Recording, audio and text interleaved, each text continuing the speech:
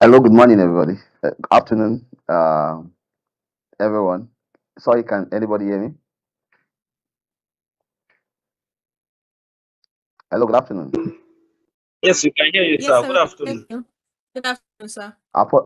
Apologies for the delay. Yes. It's based on technical issues. Apologies for the delay. Apologies for the delay. I seek your indulgence. So everybody can hear me, right? Okay.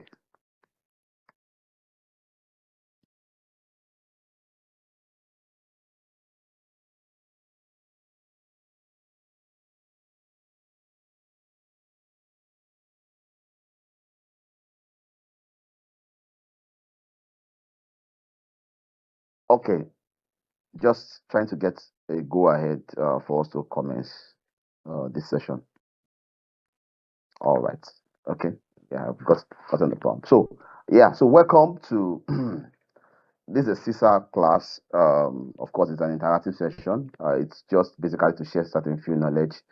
Um, my name is Ogufumini Oluwadare. Just a bit background about myself. Of course, going through about 2 decades now of core. I've been into core assurance, right? Control audits, risk management, compliance, as and name it all, right? And IT audits has been a major place I've played, right? And currently still playing as an assurance provider. So a little background profile, right?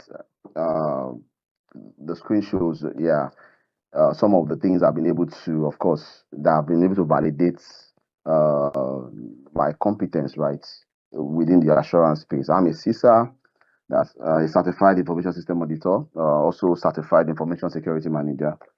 So also certified in risk and information system control. I'm a certified internal auditor. I'm a certified fraud examiner. Certified in cybersecurity. I'm also an ISO IEC 27001 ISMS, that's Information Security Management System lead auditor, right? Um, I think we will have created more time to really understand, of course, know more about the audience. So I will just ask some few questions, right? Just in terms of expectation, maybe uh, we can take some few what's it called, feedback in terms of expectation. What's the expectation as regards this CISA class? We're taking domain one really, which is information systems auditing process.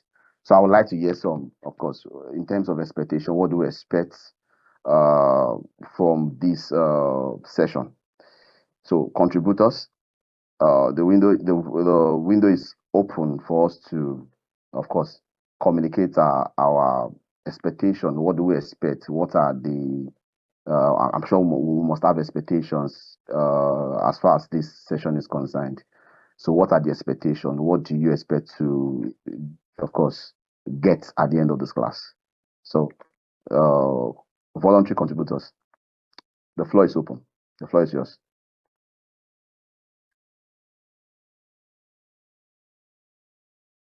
You can start with your name, what you do, and then what do you expect from this class?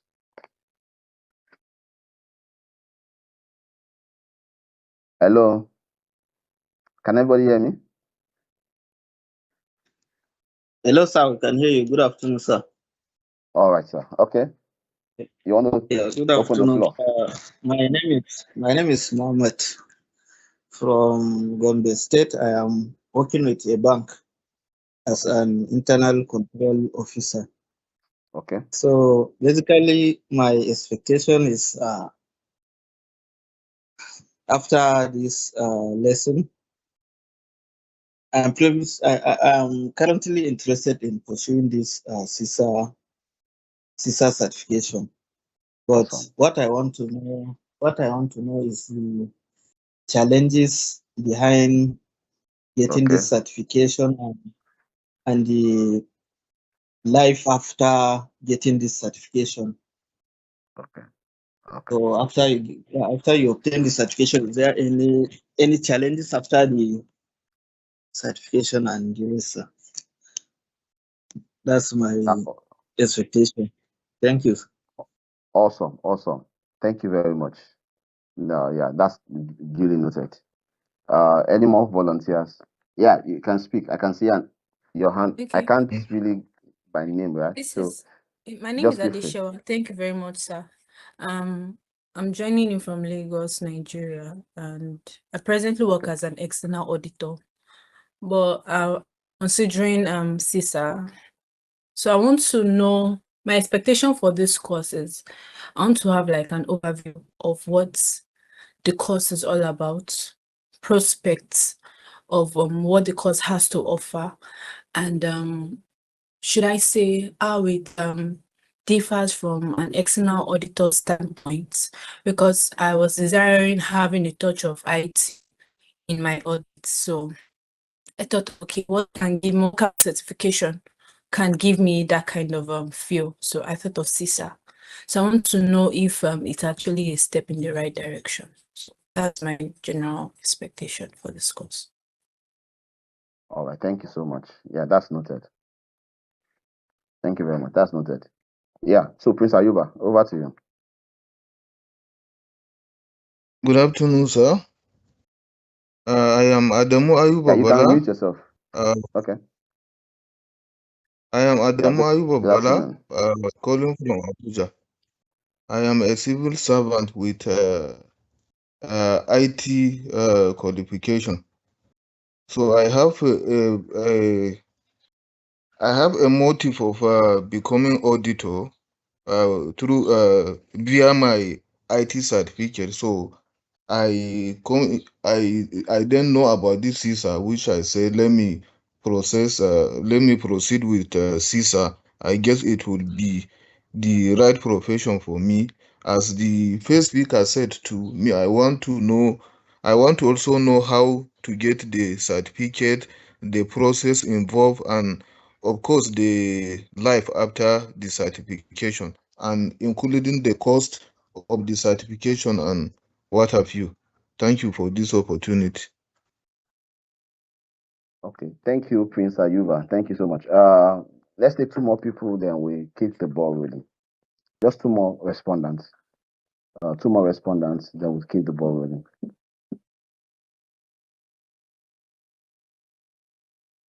Okay, sorry, sir, just to add to what I earlier said, international opportunities around this sister examination. Thank you.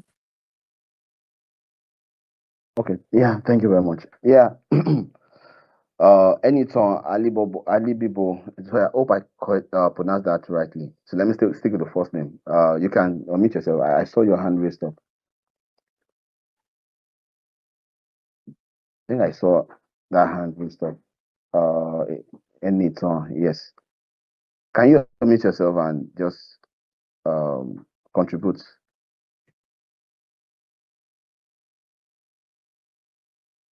Any other person before we start in full? Any other person? All right. So anytime, unmute yourself.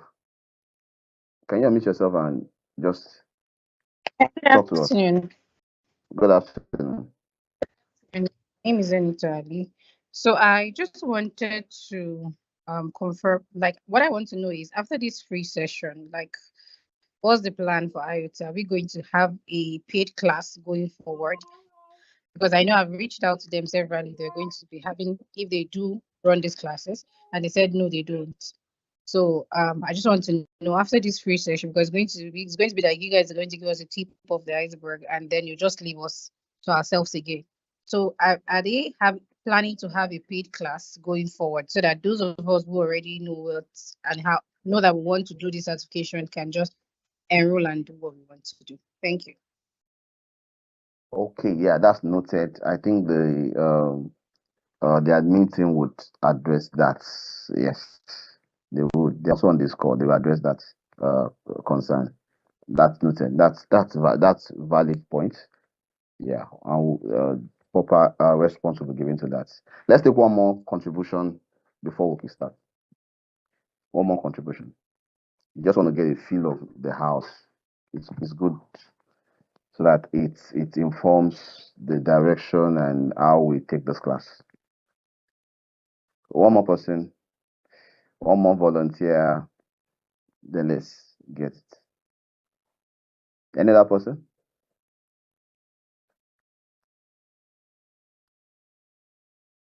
Okay.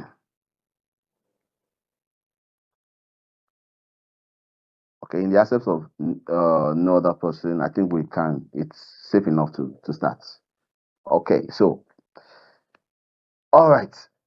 So I'll just talk. Of course, my one of my what's it called objective, right, and one of the responsibility I have as far as this class is concerned is just to make us see demystify the mystery around CISA exam, right? Uh, because I know a couple of times where I had personally, in the course of my career, I had personally, of course, procrastinated in terms of writing CISA. That's the Certified Information System Auditor certification. Yeah, one of the flagship certification from the stable of ISACA, right? Um, it's a very, of course, prestigious certification. It also gives you that leverage, right? Beyond for those who are in the IT or this space, even for you who are who is into the general audit, right? Whether external, whether internal audit, right? The way the world is going, right? The way the state of work, right? The workspace, the trajectory the workspace is taking, right? It's very important. Things are going digital, right? With the advent of AI and the rest, right? And it's very important that we catch up with the rest of the world. And CISA sort of gives that leverage, right? And it's not it opens doors, right? Opens doors of opportunities, right?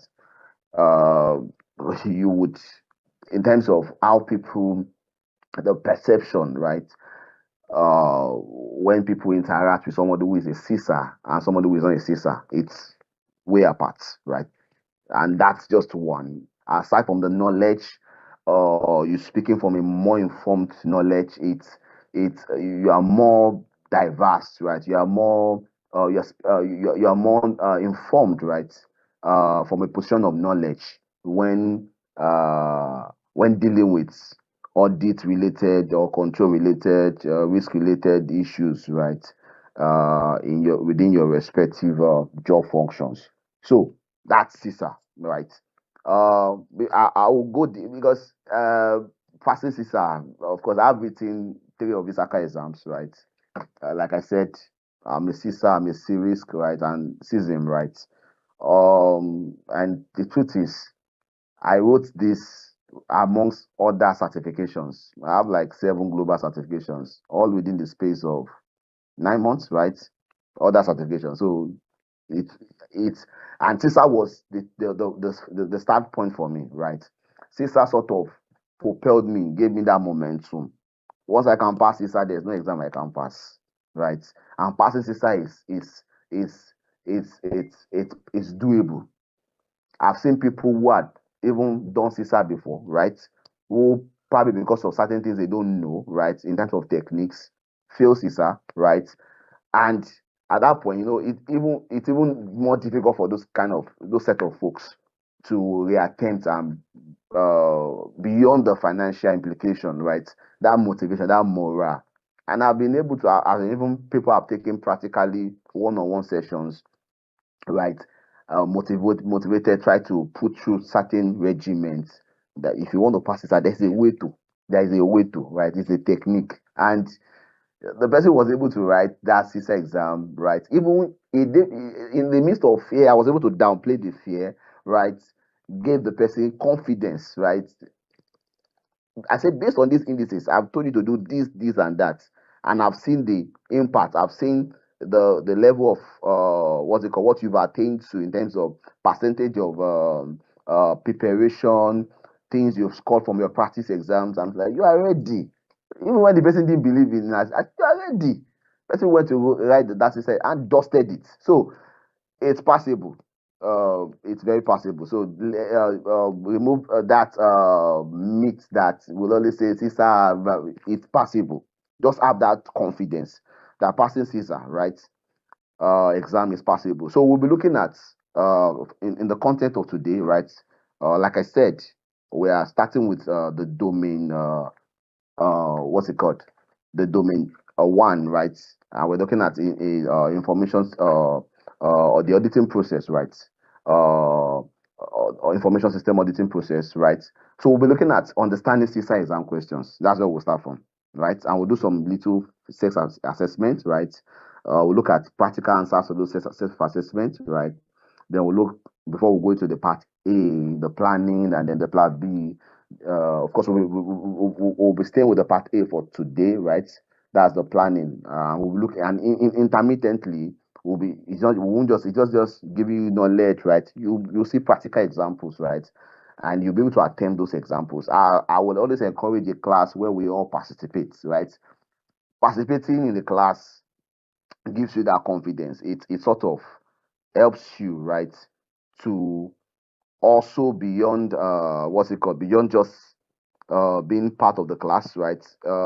It helps you to it boosts your morale, boosts your confidence, and it helps you to self-assess yourself, right?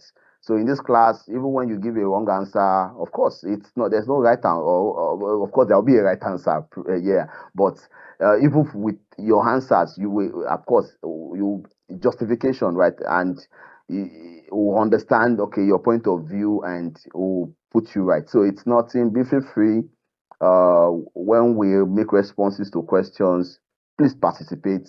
It helps you because when one and that's so I'm telling you practically, right? Some of the things that helped me, right? Uh, write these exams, right? At one attempt, passing them, right?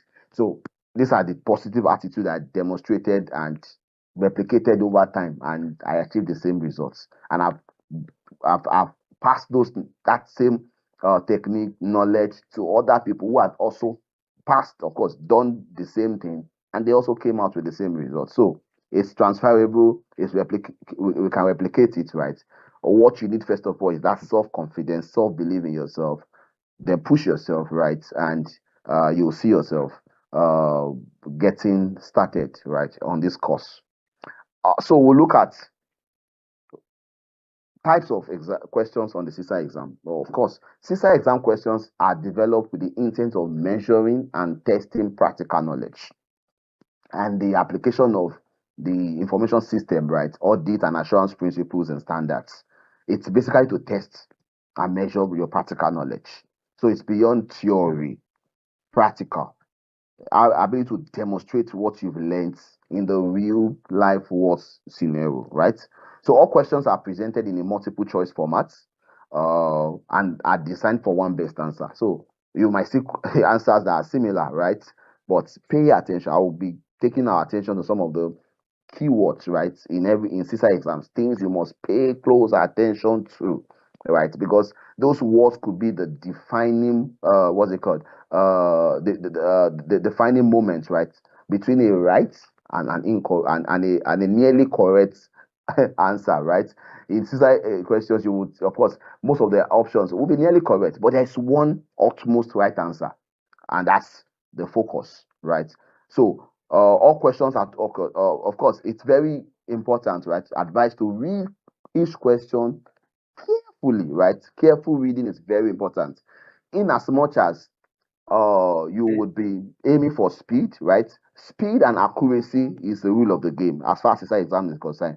While you are looking at speed, accuracy accuracy must be matched with speed. Don't do too much of speed and you are not, and accuracy is left behind. Don't do too much of accuracy and you are not conscious of the speed, right? Speed and accuracy is the rule of the game. CISA exams will always come, right? I think about 150 questions, right?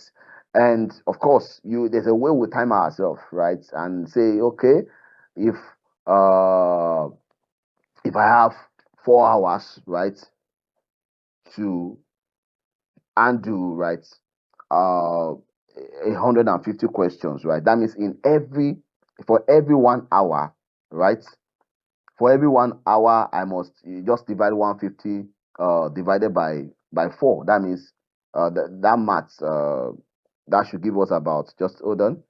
If I divide 150, right? Just hold on. 150 divided by 4. 150 divided by 4. That's about 37.5. That means for every 1 hour, I must be in question number 38. That's what it means. For every 1 hour measuring myself, I must be in question number 37, 38, right? That's the only way I can finish uh, those questions. Because it's very important you also finish, right? Because the more questions you attempt, the more you give yourself that chance of scaling through, right? Scaling through the percentile and passing those questions, right? And it's very, very important. I will share more after. I'll give you more insight into this. It's practical, right? These are things, right? It's not just one exam. We just write and no. You must. It takes a lot of calculation. That means when I see myself slacking behind, I double up, right? And I must be able to match speed and accuracy at the same time. I don't waste too much time on a question, right? If the question is, of course, I choose the best answer and move on. So, questions. So, knowing the all these type of questions knowing that this type of question I has and how to study to answer them, we go a long way towards answering them correctly. So, the best answer is of the choice. Of course, one of the choices provided, you will see the best answer, right?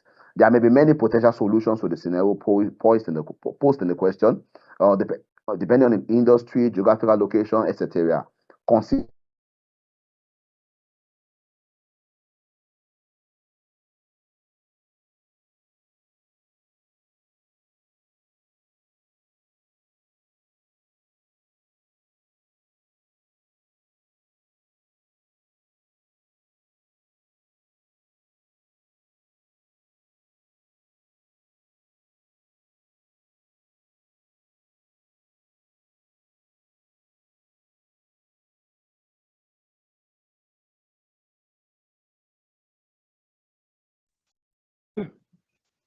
I bet him me on do that. Yeah, caught they him me on this thing.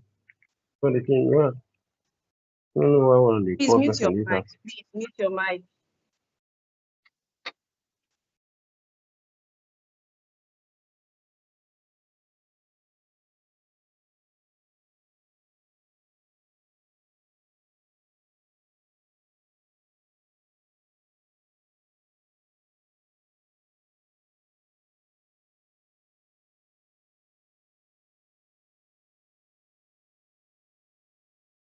Oh, apologies. Uh, I was trying to switch my network. Just trying to create a backup plan, right? Apologies on that. Let me reshare my screen. How I'm communicating so far, right? Hello, Yes, you are, sir. hello. Can anybody hear me? Yes, sir, we can hear Yes, you. you are communicating, Yeah. sir. Yes, Okay. we Hope can you are hear you, catching sir. my flow. All right. Thank you very much. Thank you very much. All right. So each CISA question has 4 options, like I've rightly stated, right? Candidate is asked to choose the correct answer or best answer from the options, right? Some could be in form of incomplete statements, in some instances, scenario, right? CISA questions are normally they normally include description of the situations and require that the respondent, right, which is candidate, give answer to 2 or more questions based on information provided, right? So an helpful approach most of the time, right, is to read these questions, or to these questions would mean, one, look for keywords like best. I mentioned something like the keyword. Keyword sometimes could be the defining responses to those questions. Keywords like best, most, first, right? Very critical. They are not there for stating sake, right?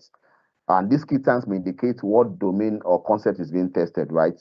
So certain concepts may be tested. Those words could be what is, in a domain, for instance, this particular domain, you could have several aspects of that domain.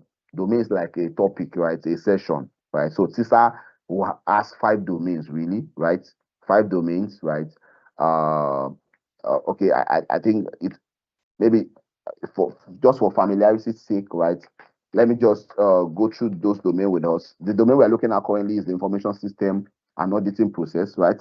We have domain 2, which is the governance and management of IT. Domain 3, information system acquisition, development, and implementation. Domain 4, which is information system operations and business resilience. While your domain 5 is your protection of information assets. All of these domains have percentages in terms of what percentage they are in percentages. Total is 100. Percentage, each of them there is a percentage of questions you will expect from each of these domains, right?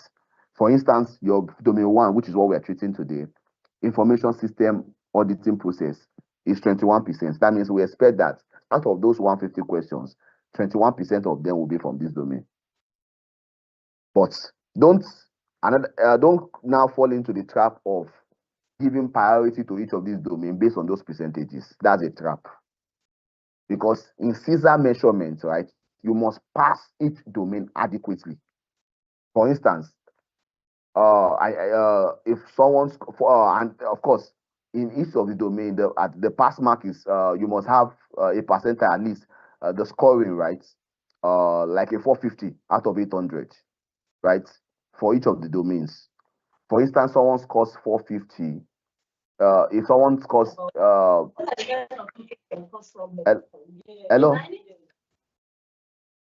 can you help us mute the mic? I can hear background noise. Okay, thank you. For instance, someone scored less than 450 and scores high in other domains, it will still affect the overall pass status of that particular candidate. So it's very critical that attention is placed to each of those 5 domains I've mentioned equally. You don't say because a particular domain is 70% of the questions I expect, so in my preparation, I focus less on this domain. No, you must prepare adequately for all of the domains. Be at your best in every of those domains. Of course, every practice, anything you need to do, right? And I will explain that furthermore. As far as these domains are concerned, your attention to classes, personal preparation.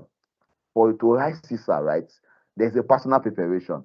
That means when you are coming up, and it aids you. One of the things I did that helped, that worked for me, before I come to each Cisa class, I practice at least 20 questions every day. That means in a week, right? A week of 7 weeks, right? Including Sunday, I practice 20 Cisa questions.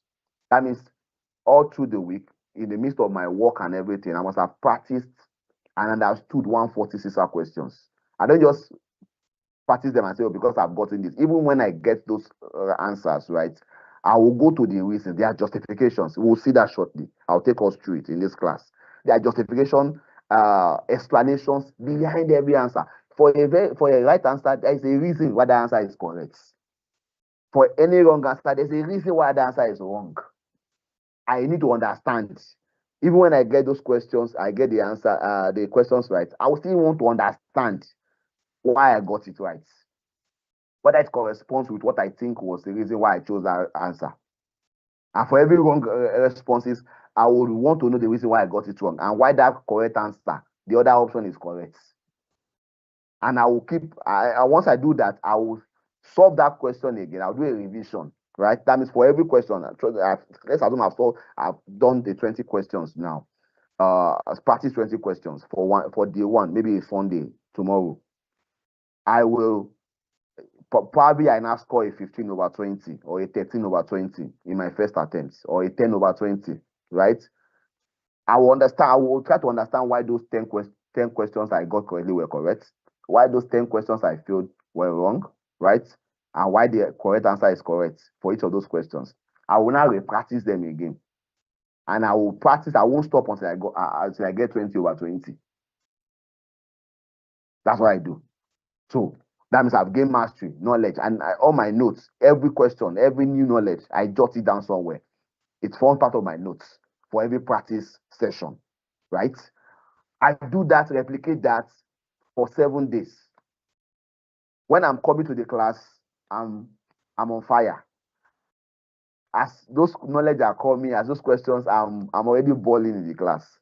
That's the way I prepare, and that was the same way I prepared for every other ICAN exam I'd written. So, at some point, you will know when you are ready for the exam. right? So there is a percentage of what you will get to understand in the class, right? There's a part of what you will have to practically, right, give yourself to in studying. Of course, there are packs, there are study packs. I know the admin team would share those information with us. There are study packs, and it's very important you also read those studies pack. And beyond reading those study pack, those practice questions are very essential because it sort of gives you an exam atmosphere, right?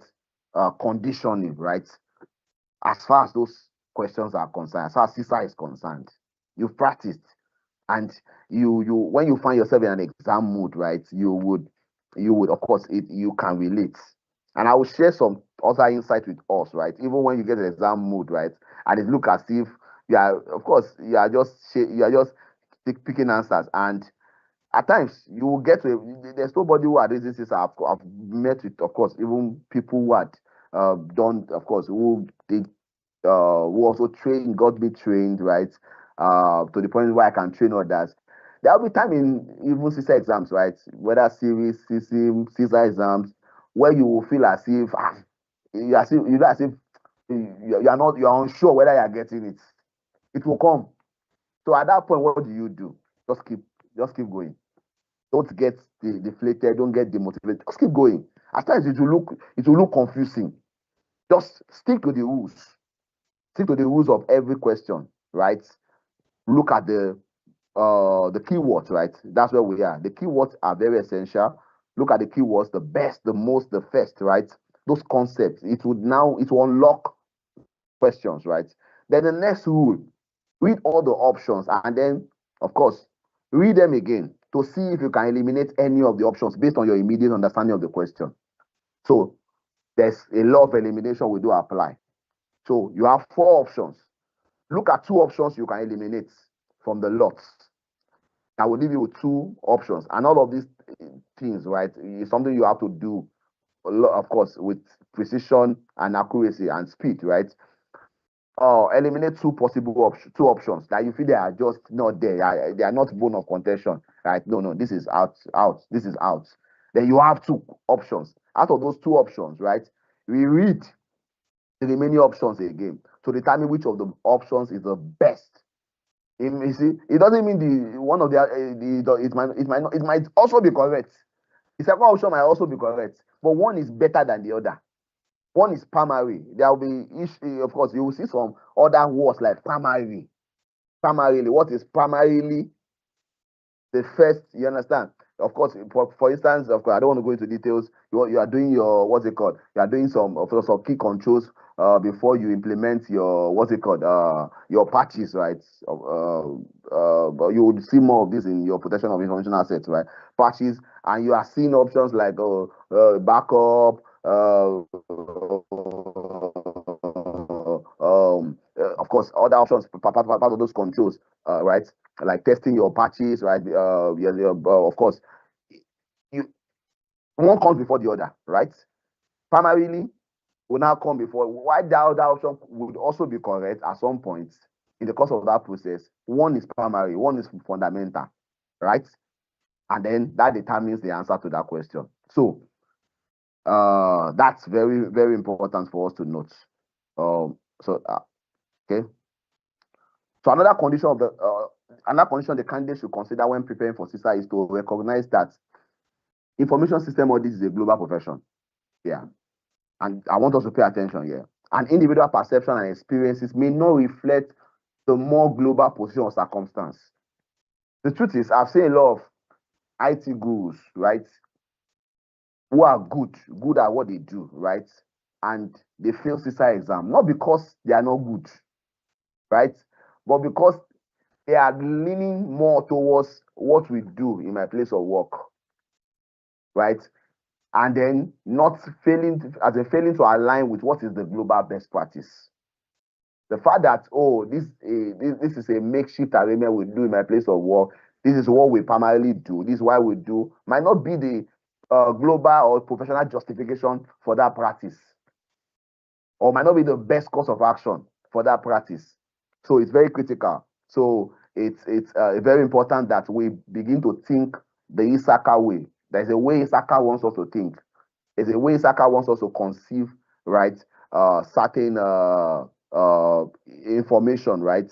Certain interpret. There's a way ISACA wants us to interpret certain things. So we must be aligned to this. And because the exam and the system manual are written for the international, of course, information system audit community, the candidate will be required to be somewhat flexible when reading a condition that may be contrary to the candidate experience. That explains it. That's experience we see in our respective place of work, profession, functions, right, might differ. You'll be surprised. There'll be certain. That's why our mind needs to be very open. There are certain. We must come to a place of what's it called, on learning, right? To relearn certain things, right? So that we don't act, of course, work against block ourselves from seeing things the way from the global perspective, right? So it should be noted that CISA exam questions are written by experienced information system audit professionals all over the world, right? There's a committee, right? There's a what's it called? There's an exam body there for every CISA exam. There's a working committee that comes together to put these questions together, right? So it's very important to know that. So each question on the exam is reviewed by the CISA exam, right? Item development working group, right? That's the group which consists of international members. So this geographical representation ensures that all exam questions are understood equally in every country and what language. So the CISA is universal, right? The language there is universal. So we must put this in consideration. Any questions so far? Before we attempt the self-assessment questions. Any questions so far? Hello? So that I don't have that, so I don't look as if I'm talking to myself. Of course, this class should be interactive, right? That's how it's going to help us, right? To relate better. Any question? Any feedback? Hello? Yes, sir. Okay, It's so let's okay. move We are ahead. downloading it. We are getting it right. We are understanding. Just let the boat Awesome. keep moving. Thank you. All right, thank you very much. So this is where we all have to participate, right? We have gotten this. Well, thank you very much for that feedback. Sorry, I can't see your name because my screen is of course I've minimized certain things, so I will not be able to see you. I will have called you by your name and of course in my response. So let's attempt this test and assessment. So everybody, so the moment we pick our best answer, let's drop it on the group chats. Let's drop our response on the group chat. So the question one says, which of the following outlines the overall authority to perform an IS audit? So the first option says the audit scope with goals and objectives. Option B says a request for management to perform an audit. Option C says the approved audit charter. And D, the approved audit schedule. So question 2 says in performing a risk-based audit, which risk assessment is completed first? Look at first. That's the note. First. No, we explain some of those words by an IS auditor. A detection risk assessment. B, a control risk assessment. C, an inherent risk assessment. D, a fraud risk assessment. Okay. Let's put our of course, let's reason those questions and let's pick our best options, right? That means for everyone, you for number one, you write your option, your answer. Number two, you write your answer, and let's attempt it. It's very important we do this, right? This is the way it works, right? And that's what helps to boost morale, participation. So it's not, this kind of session is not a monologue, right? It's a dialogue, right? It's more or less like I see more like a workshop, right? Where there are interactions, right? So it's not just one person coming and downloading all the things, right? It's about your participation is very critical, right? and your feedback. So let's attempt the questions. We have 22 people on this call, right? So I expect responses. Let's make use of the chat box, right? So that we can, okay? I'm seeing responses. Awesome, awesome, awesome. I can see response from Adeyemi, Zainab, Adeshewa, okay, Adeyemi. I can see CC. Okay, question 1. Folashade says question 1 is B. Question 2 is C. Question 1 C. Question 2 C, right? Okay. J-Law says B and C. Okay. Okay. Awesome. Awesome. Awesome. Awesome. Let's keep it coming. Awesome. Let's attempt before we just have 30 more seconds. Let's keep the attempts coming. Prince Ayuba is saying B and B. Awesome. Let's keep it coming. Like I said, of course, it's good. Let's express. Don't let us. The fact that somebody has said A is B. What's stopping from saying D? If I think the answer is D, right? Awesome. Okay. Okay. Okay. So, okay, I will call on just 2 volunteers, right? Just 2 volunteers to justify why they picked those responses. Let me look for those who have not spoken. Okay. And let me look for, okay, people who picked something different from each other. Okay, so, okay, Adeyemi Afolabi Smith, can you unmute yourself and give us what's called explanations why you chose C and C for each of those questions? Just Okay. your own perspective. Yeah. Okay. Good afternoon, sir. Thank you. Can you hear me? Good afternoon. Yeah, I can hear you loud and clear. Okay. So, reason why I chose C for the first question You can is go because question 1 is asking for what outlines the overall authority. What I understand is that what outlines the overall authority or right or privileges of any profession or any duty would always be embedded in the charter of that subject.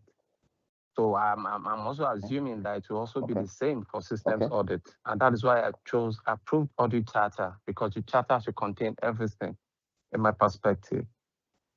For question 2, talking about risk-based audit, which audit is performed first?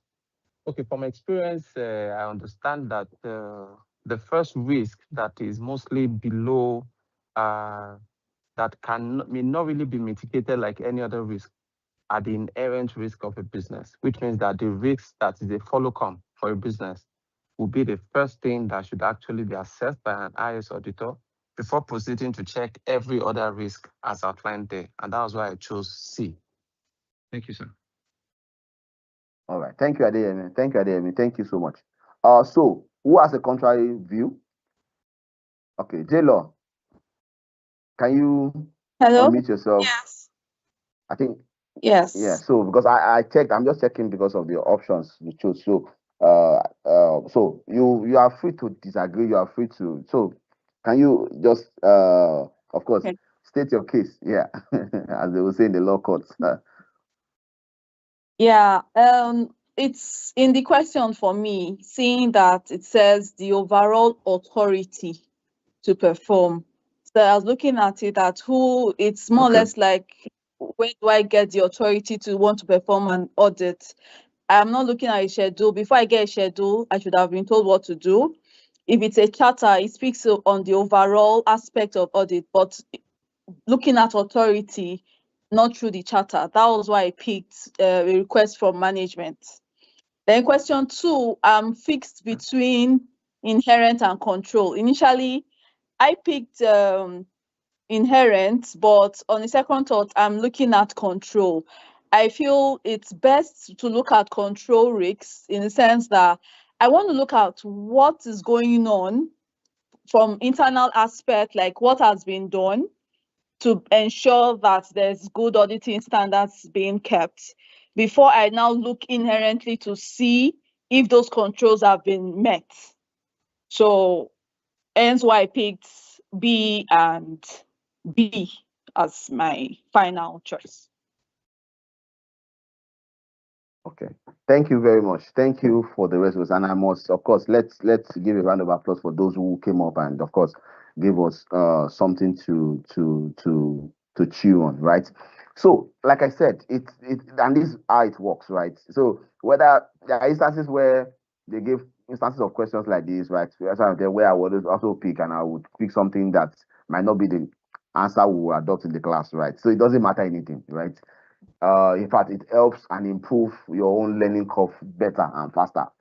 You understand? Faster than somebody who they attempt to get, because in attempting is where you build the confidence, right? So don't be discouraged, right? So I'm just saying that generally, right? So so looking at the questions, like I said, we apply those principles we've picked, right? And the first thing will be to, of course, read the questions. Which of the following outlines the overall authority to perform an IS audit? So the key word here is overall. That's the key word. Overall is the overall authority. That means the hierarchy, of course, where the authority, all every other request, every other authority is derived from, right? And that's what it is. That's for number one. For number two, in performing a risk-based audit, which risk assessment is completed first? First. The key word is first. Okay, I was even kind enough to put this in a capital. First, right? So the word first, right, is critical. Why we would consider different all of these key risk assessments, right? But what is first? What is primary? First of all, right? Before I even set out and to do every other thing, what is first? So, okay. So thanks for the attempts. So let me now unveil. Okay, for question one, let me unveil the answer. So, A says the audit scope is specific. Of course, if you look at the A response, talking about audit scope, right? Why is audit scope not correct? Audit scope is specific to a single audit, right? And does not grant authority to perform an audit. So that is out. So in elimination, if I want to eliminate question one, for instance, I will eliminate audit scope with goals and objectives, right? I will also look at D. The approved audit schedule does not grant authority to perform an audit. So those are my two quick eliminations. Then I'm left with two, which seems to be the major, of course, responses in this class, right? B and C. A request for management to perform an audit, then the approved audit charter. So I'll look at B again, right? A request for management to perform an audit is not sufficient because it relates to a specific audit. Can you see that? A request for management to perform an audit is one audit. It's not talking about, your entire audit plan, right? Which is, of course, the schedule of audits you plan to, of course, implement in a given period, whether a year, a quarter, a biannual, right? Of course, depending on how you plan it, right? Yeah, mostly a year, right? So that's an audit. That's the limitation for the B request, right? So the request for management to perform an audit, right? That's the limitation.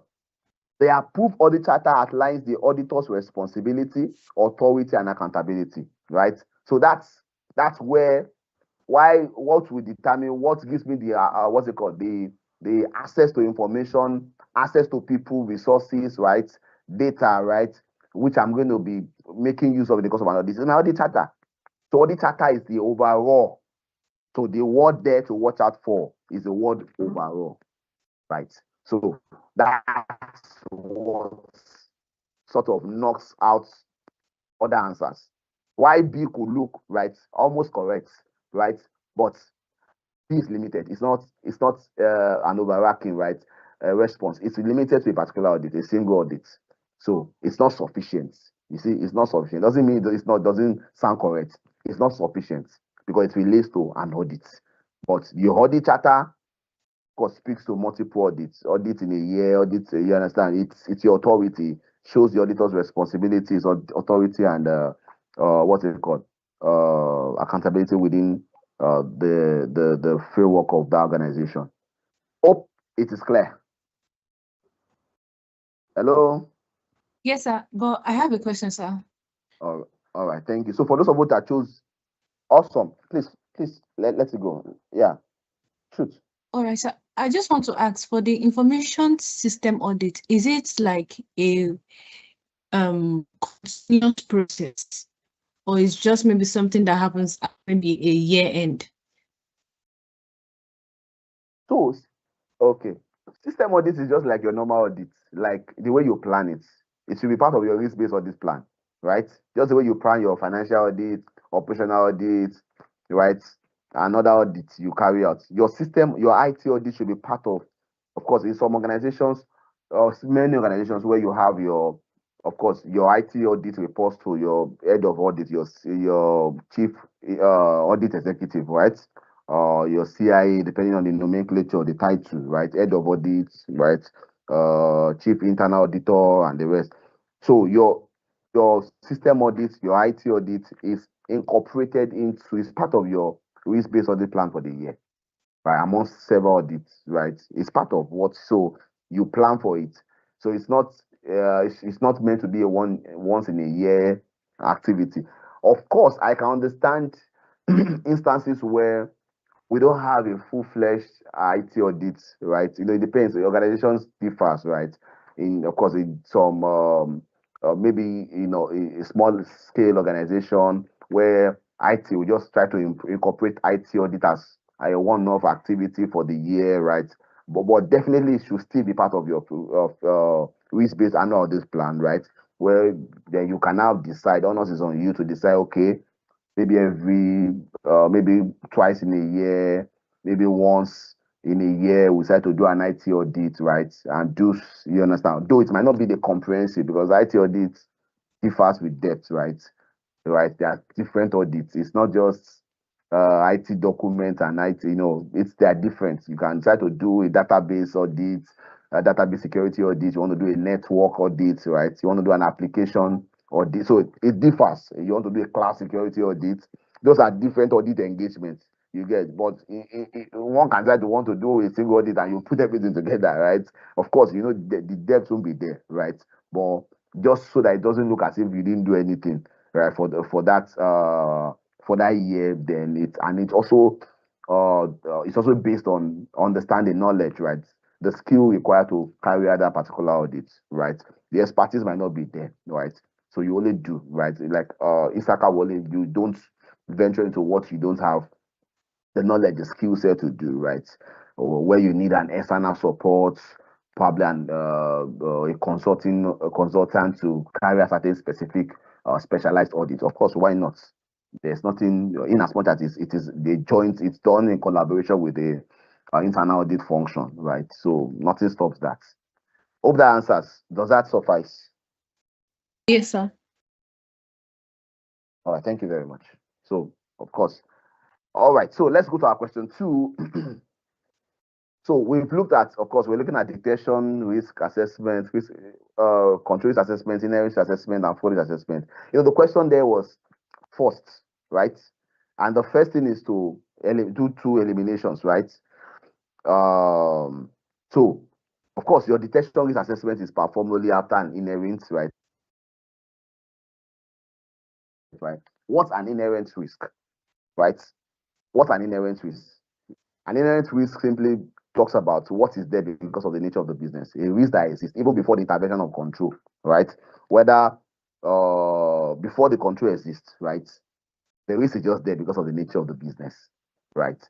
We can cite practical examples, right? For instance, the pipeline business, right? There are some inherent skills that are associated with that kind of business. The issue of fire, right? That's a risk. The risk is just there because the business, that's the nature, the volatility, right? Of for instance, a tanker that is, what's it called? Transporting diesel from or petrol, right? From one state to another. There's a risk in that in that what's it called, within that process. That risk, because of, before you even think about the controls, right? That risk is the inherent risk. So your detection risk speaks only after your inherent risk and control risks have been performed to determine the ability to detect errors within that targeted process, right? So you can eliminate that detection because that's an aftermath, right? The risk, right? Your control risk assessment is performed after an inherent risk assessment has been completed to determine the level of risk that remains after controls have been implemented, right? What's it called? You're looking at the adequacy of your controls, where you look at a test, right? Show adequacy. That's, you're looking at whether that control designed to address the risk, right, fully suffice. Does it address the risk in question, right? That's what your control design, right? Your control adequacy is talking about. Then critically is your control effectiveness, talking about whether that risk, right, the control activities, because as the process owners, they own the risk. The process owner is the business unit, right? They own the risk, right, and the controls within that process. So you're looking at, are they carrying out, is the control operating as designed? For instance, you have a maker checker. For those of us who are in the banking, and of course, any process that involves a level of maker checker, right? A maker checker process. There's somebody who is initiating, there's somebody who is authorizing, like a maker checker. That's the control. The control might be there. Let's look at our vault administration, for instance, where two people are meant to open and close the vault at every given period of time. That's the maker checker. That's the control, right? The control is there. Is the control well designed? Yes, that's the control adequacy. But it's very important to also test the control effectiveness. At times, you might see a circumvention where the one staff, maybe the HBU, is giving his key, right, to maybe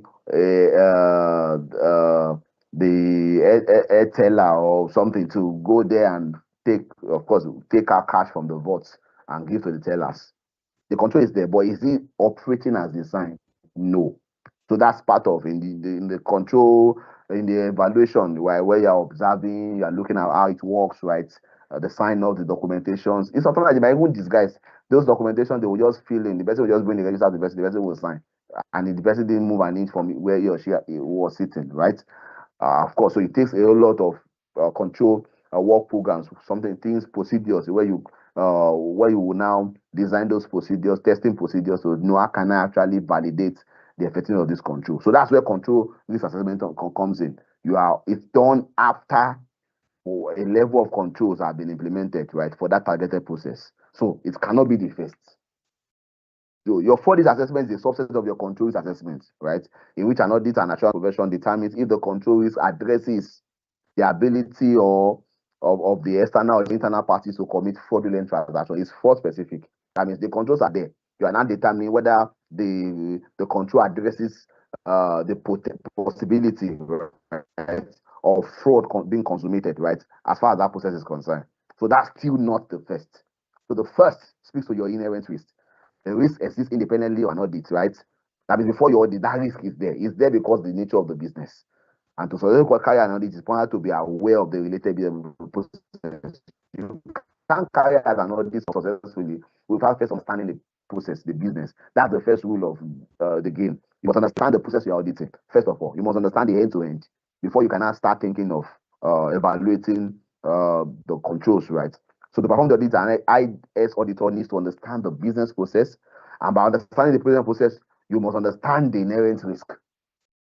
Understanding the process means you are understanding the risk. What can possibly go on? You do your what if analysis on your head. What can possibly go? What if, you understand? What can possibly go on, right?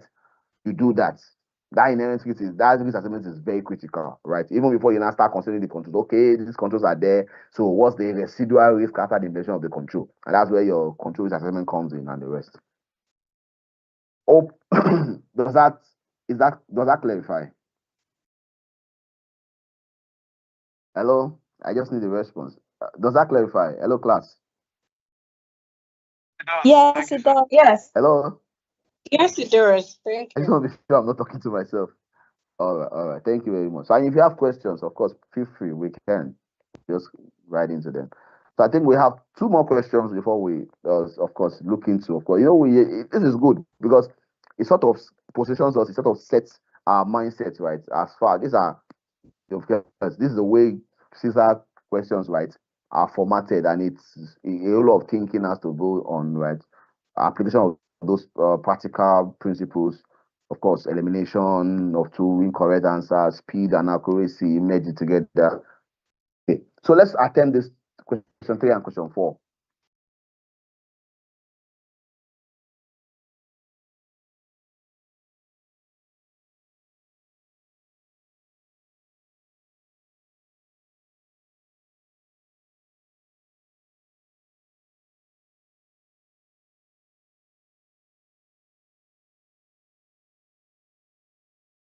Okay, are we attempting it?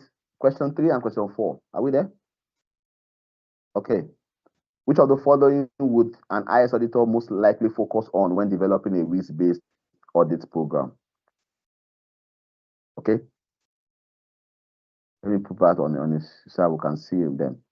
Sorry. Okay. Which of the following would an IS auditor most likely focus on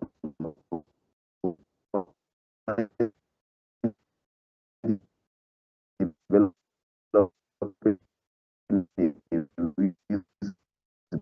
based?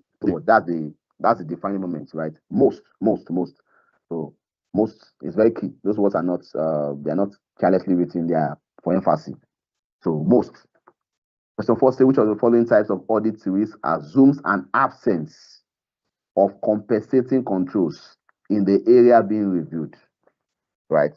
This is similar to question 2, right? But see another way, see the way they did it again, right? They're just trying to play on, right? They're saying which of the following type of audit risk assumes the absence of compensating controls in the area being reviewed, right? A, is it control risk? Is it detection risk? Is it inherent risk? D, is it sampling risk? Okay. Are we attempting the questions? Oh, I'm already revealing.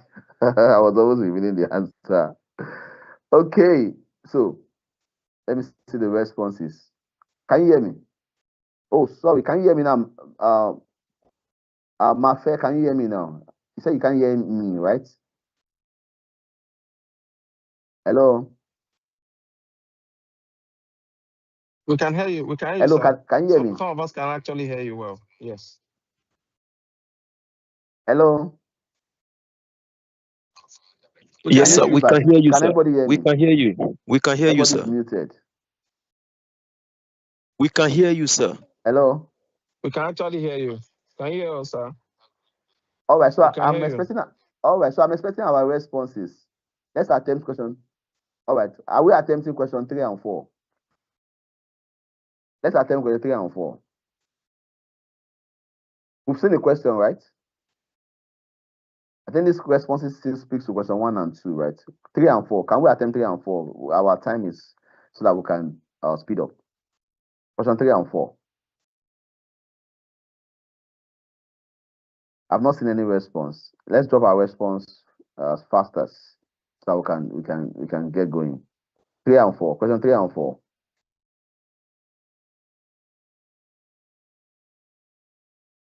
Hello. Okay, so I can see the responses coming. I've seen Babatunde's response. Okay, Eniton's response.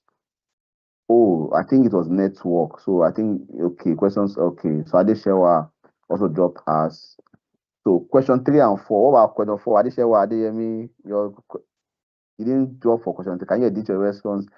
I want to see question 4 attempts. So I can see okay, Ogenebok, Folashade's response, J-Lo, okay, thank you. Aisha, right? So, okay, so I can see a mix of responses. I think for number 1, number 3, you only have 2 contending responses. We have A and some chose B, right? So I will ask someone who chose A to, of course, of course, not of course, just give us reasons for the response, right? When I'll call somebody who chose B, right, to give us reason for the response. So let me call. Okay, for A, I'll call Babatunde for A. For number 3, let me look for somebody who chose B in question A. Okay, so I'll call Adeshewa. Adeshewa will give us explanation on question. Okay, so Adeshewa and Babatunde, the floor is yours. Why question response A and B is your best? It's your response, right? Okay. A and B. Good afternoon, So, sir. Babatunde chose Thank you A, very much Adeshewa for chose the. B. Thank you So, very much over for to you. the session. Babatunde, you want to go first? Yes. So for number 3, which of the following would an Hello, IS Babatunde. auditor? Can you hear me? Okay, if Babatunde is not speaking, Aisha, can you can you talk on behalf of those who chose A? Sir, you Hello, speaking. sir. I guess it's your network Hello, because we Aisha. can hear you. Hello, can you hear me? We can hear you, Hello. Babatunde. Okay. Sir, can you hear me over there? Hello, Aisha. I guess it's I your can network, hear sir. you. I can hear you, sir. But he's Hello. Babatunde is speaking. He can hear Okay, you as Babatunde well. is We back. cannot Okay, hear you. Babatunde, why did you Yes, choose we A? cannot hear you. Just the class wants to know, right? So you Okay. are making a defense. Yeah. Okay. Good afternoon. Good afternoon, sir. Yes. You Yeah. said which of the So the following floor is would yours. an information system auditor most likely focus on when developing a risk-based audit program? And I chose business processes because in a risk-based audit program, the information system auditor starts Yeah, we can hear with you. what drives the risk of that organization. And what drives the risk of that organization is the business process itself. Okay. So, and that's the reason why the auditor is focusing on the business process, because that is what drives Okay. the risk of that particular organization.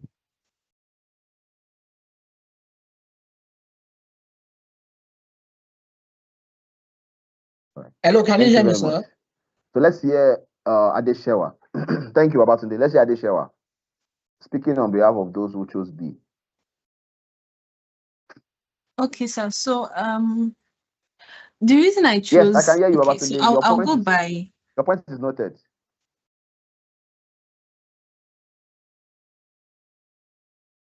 Okay, sir, can you hear me? This is Adeshawa. Hello. Adeshawa, we can hear you. I think his network is being delayed. We can hear you. Is it for my hand? Is it my network? Yes. Yes, I think it's Okay. your network. Okay, so from the explanation you gave the other time, so the way I understood the question is which of apologies. the following which of the following would an IS auditor most likely focus Just on continue. when developing a risk-based audit program? So for the business process and business strategies, I feel maybe these are things that are beyond their control, right? And it's inherent in a sense. So in terms of the administrative controls, perhaps they are actually controls that has been designed within the system. So that's why I opt for the administrative controls for question 3.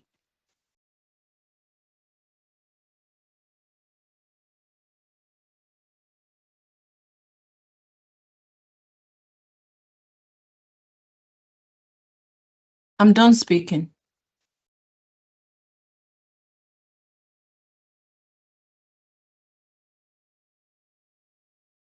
I feel his network is delayed.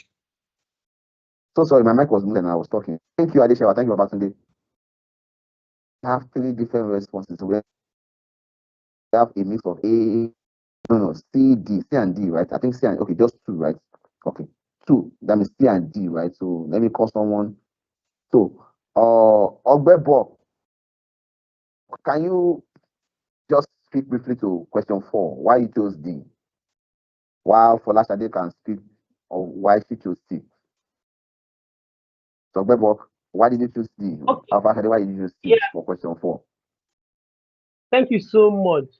When you look at the options presented in question 4, he said, which of the following type of audit risks assumes an absence? So the keyword there, it assumes absence of compensating controls in the area being reviewed. So for me, looking at the options, the most likely is the sampling risk, because in sampling we assume that your sample size spread across all the key areas should be able to identify all the inherent risks and all the risks involved in that business in the course of that audit. So my choice is determined by my understanding that once you sample, you are assuming that there is no absence of any other risk involved in the course of this business. So that informed my choice of option D. All right, thank you very much. So we will unveil very soon to just to right. So let's keep our fingers crossed. So for that,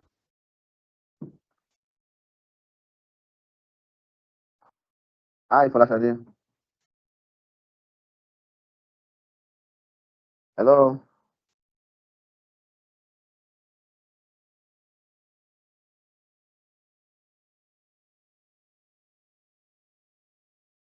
So Falashade is not okay. Okay. Thank you. I've seen your message. Okay, she's saying okay. Okay. The risk that cannot be affected by any control. Okay. Thank you. I'm just seeing your chat. Thanks. I appreciate. So, okay, she's saying risk without before the control comes into the picture. I think that's what she had enumerated to us. Yeah. Thank you for that, Ade. We appreciate your response. Thank you. So, okay, so let's go to explanation. So 3, we've seen the cases made for A, right? And we've seen the case that was made for, I think, option was it A and D, right? Was it a case of A and B or A and D, right? So, all right. So look at question 3, basically. You know, I said something very, very clear the other time, right? That your risk-based audit focus, right?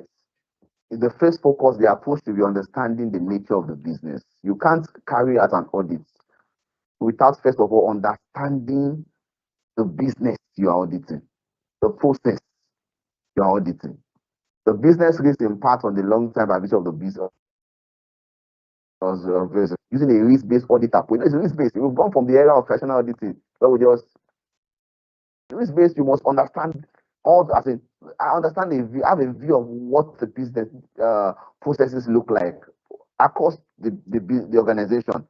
We must understand the business process before we can know, okay, where are the key risks sitting. Then my audit plan should be built around priority. I prioritize my audit plan around those key risks. So understanding business process is very key. So in questions like this, it's saying most likely focus on when developing a risk-based audit plan. The starting point to develop a risk-based audit plan, right, is understanding of the business process. That's why engagement of the business owner is very critical. Sometimes you want to do a survey, right? You want to have a feel, right? You want to understand process. You want to hear from the process owners, right? Do a preliminary risk assessment across board. You want to hear from the process owner whether you want to have a dedicated workshop, you want to do, you want to send a survey, right, with responses that will point the audit function, right, to areas of prioritization. Which areas are critical to the business. So that's very critical. So look at administrative control, which is an important subset of control, right? Administrative control is a type of control. They are not primarily focused needed to understand business processes within the scope of an audit, right? So likely, because just like your environmental controls are also an important control subset. They are environmental controls, right? However, they do not address high-level overarching, right, business processes under the review. So understanding, of course, business strategy are drivers of business process, right? However, in this case, I study is focusing on the business processes that were put in place to enable an organization meet the strategy, right? So, of course, business processes are subsets. They are a strategy, and the organization might have a strategy. Cost optimization can be a strategy for the organization for that year or for that quarter, right? You want to optimize costs, but there are processes, right, involved in that will feed into that business strategy, right? Your focus, our focus is not the business strategy, right? Our focus is in the processes, right, that are put in place to enable organization meet that particular strategy. So if I was in an examination environment, right, first of all, the first point of elimination will be administrative control and environmental control. I'll be left with the business process and the business strategy, right? And it's time to read again. You get strategy. What is process? What is strategy? Then a deeper focus for a dissection of these two concepts will now give me a pointer that, oh, so if I want to do a risk-based audit, right? What do I need to know first? I need to understand the various processes. I need to understand what admin guys are doing in their function. I want to understand what HR is doing. I understand what the finance. I want to understand that process end to end, right? Before I can now come up with what's it called? A risk-based audit calendar, right? Or a schedule, right? That I can now implement, right? To address the core risk area within an organization. So that's the justification for this. Hope that is clear. Hope it's clarified. Okay, so let's move to the question 4. So question 4, I think we had contention between, of course, we had a faction of the class that picked C, inherent risk. We have a faction of the class that went for sampling risk, right? Like I said, this question 4 is somehow similar to question 2 that we did. Look at that question 2, where we spoke of what's it called? Inherent risk. In performing a risk audit, which risk assessment is completed first by an IS auditor, right?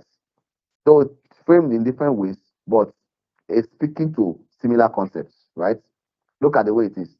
Which type of audit risk assumes an absence of compensating control? What it's simply saying is which audit risk exists, right, before the controls are in place.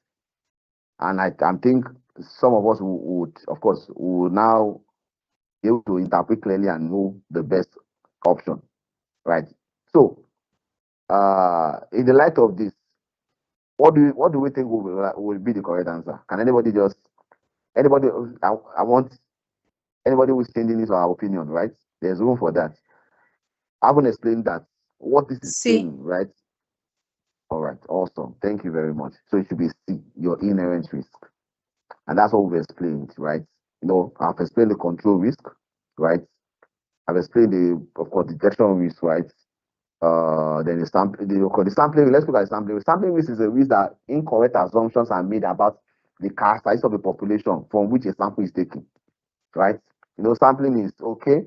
Before I can take a sample from a population to form the basis, right, to review, right, and then I form my opinion, right, about that the entire population as regard that sample. My sample has to be correct. It must take a proper representation, right, of characteristics peculiar to the entire population. Non-sampling risk is detection of risk, right, not related to sampling, right? So it can be due to a variety of reasons, including but not limited to human error, right? So that's simply saying that the sampling risk, right, of course, it's just it's when sampling risk is at the point where you are trying to take a population, right? You want to evaluate, and the population from which you are picking from you understand, the assumption that that population might not, reflect the entire characteristics, right, or features of the entire population. That means there could be some other issues embedded in other part of the non-sampled population that your sample might not even reflect, right? There could be certain transactions tickets, right? But probably you are doing sampling, you want to pick certain transaction tickets just to reflect, to do an end-to-end and look at the effectiveness of the controls. You could pick certain samples that are all not that are all tilted towards a certain direction. I'm not giving a true picture of certain issues, certain anomalies that could exist in other samples. That's what that is saying, right? So your detection risk is the risk that a material misstatement with a management transaction will not be detected by an auditor. So who are those that usually commit that detection is the auditor. That means it's the risk that the auditor would commit be a material misstatement that is not detected by the auditor, right? somebody might say, oh, this is, you might have done a substantive testing, right? And say, oh, this is all correct, right? Right? But it could have been a material misstatement because because of your auditing methodology or your sampling methodology, you might have omitted or you might have missed out certain material misstatements, right? And you will have given an audit opinion assertion, right, to the management. That's an error. Your sampling risk and your non-sampling risk are part of your detection risk, right? So those are subsets. So that totally takes out, right, these two options, right? Control risk is a risk that a material error exists, right? That a material error exists that will not be prevented or detected in a timely manner by the existing system control, right? I think we've looked at this. That means the control might exist, but that error is not taken care of by the control, right? The control is there, but the fact the control is there doesn't address, right? It doesn't address the issue. That means the control is ineffective. That means it's not operating. Either there's a design, right? Maybe that control does not adequately, what's it called? It's not adequate, right, to address the risk, or the control is there. It's good, it's sufficient, but the people implementing the controls are circumventing the controls. That means there's a compromise from one end, and you get issues are happening. The risk is socializing, whereas the control is there. So inherent risk is the risk level of exposure without considering. So inherent is before control comes in at all. What is the risk that exists because of the nature of the business? And that's inherent risk. So don't be taken away, don't be blown away by the word compensating controls. Compensating control is just like another type of control, right? It's, of course, just like you have your preventive control, your detective controls, right? You have your compensating controls, right? Of course, compensatory control is just a control that is implemented in the case where the primary control does not exist, right? In cases where you have this SOD or segregation of duties in a process, segregation of duties principle is based on the fact that a single person should not start and end the process, right? But in some small scale organization or some small size organization where their manpower size is low and they won't there's no financial buoyancy, right, to get more hands to really ensure that segregation of duties as it should, right? You could have compensating controls. Maybe somebody reviewing, like a reviewer, maybe a senior manager, somebody reviewing what this person has done, like a maker checker thing, right? That could compensate for the absence of SOD, segregation of duty. That's a compensating control, right? So that risk, the audit, it has so it's just like a type of control. So don't let them what's it called play on you, right, with that more compensating control. So the risk that exists with the absence of control. So just use compensating control as control. So risk that we assume the risk exists, right, with an absence of control, right, is the inherent risk. So the risk that exists when there is an absence of control in the review, there is inherent risk, right? So that suffices. Thank you. Any questions so far? Any questions so far?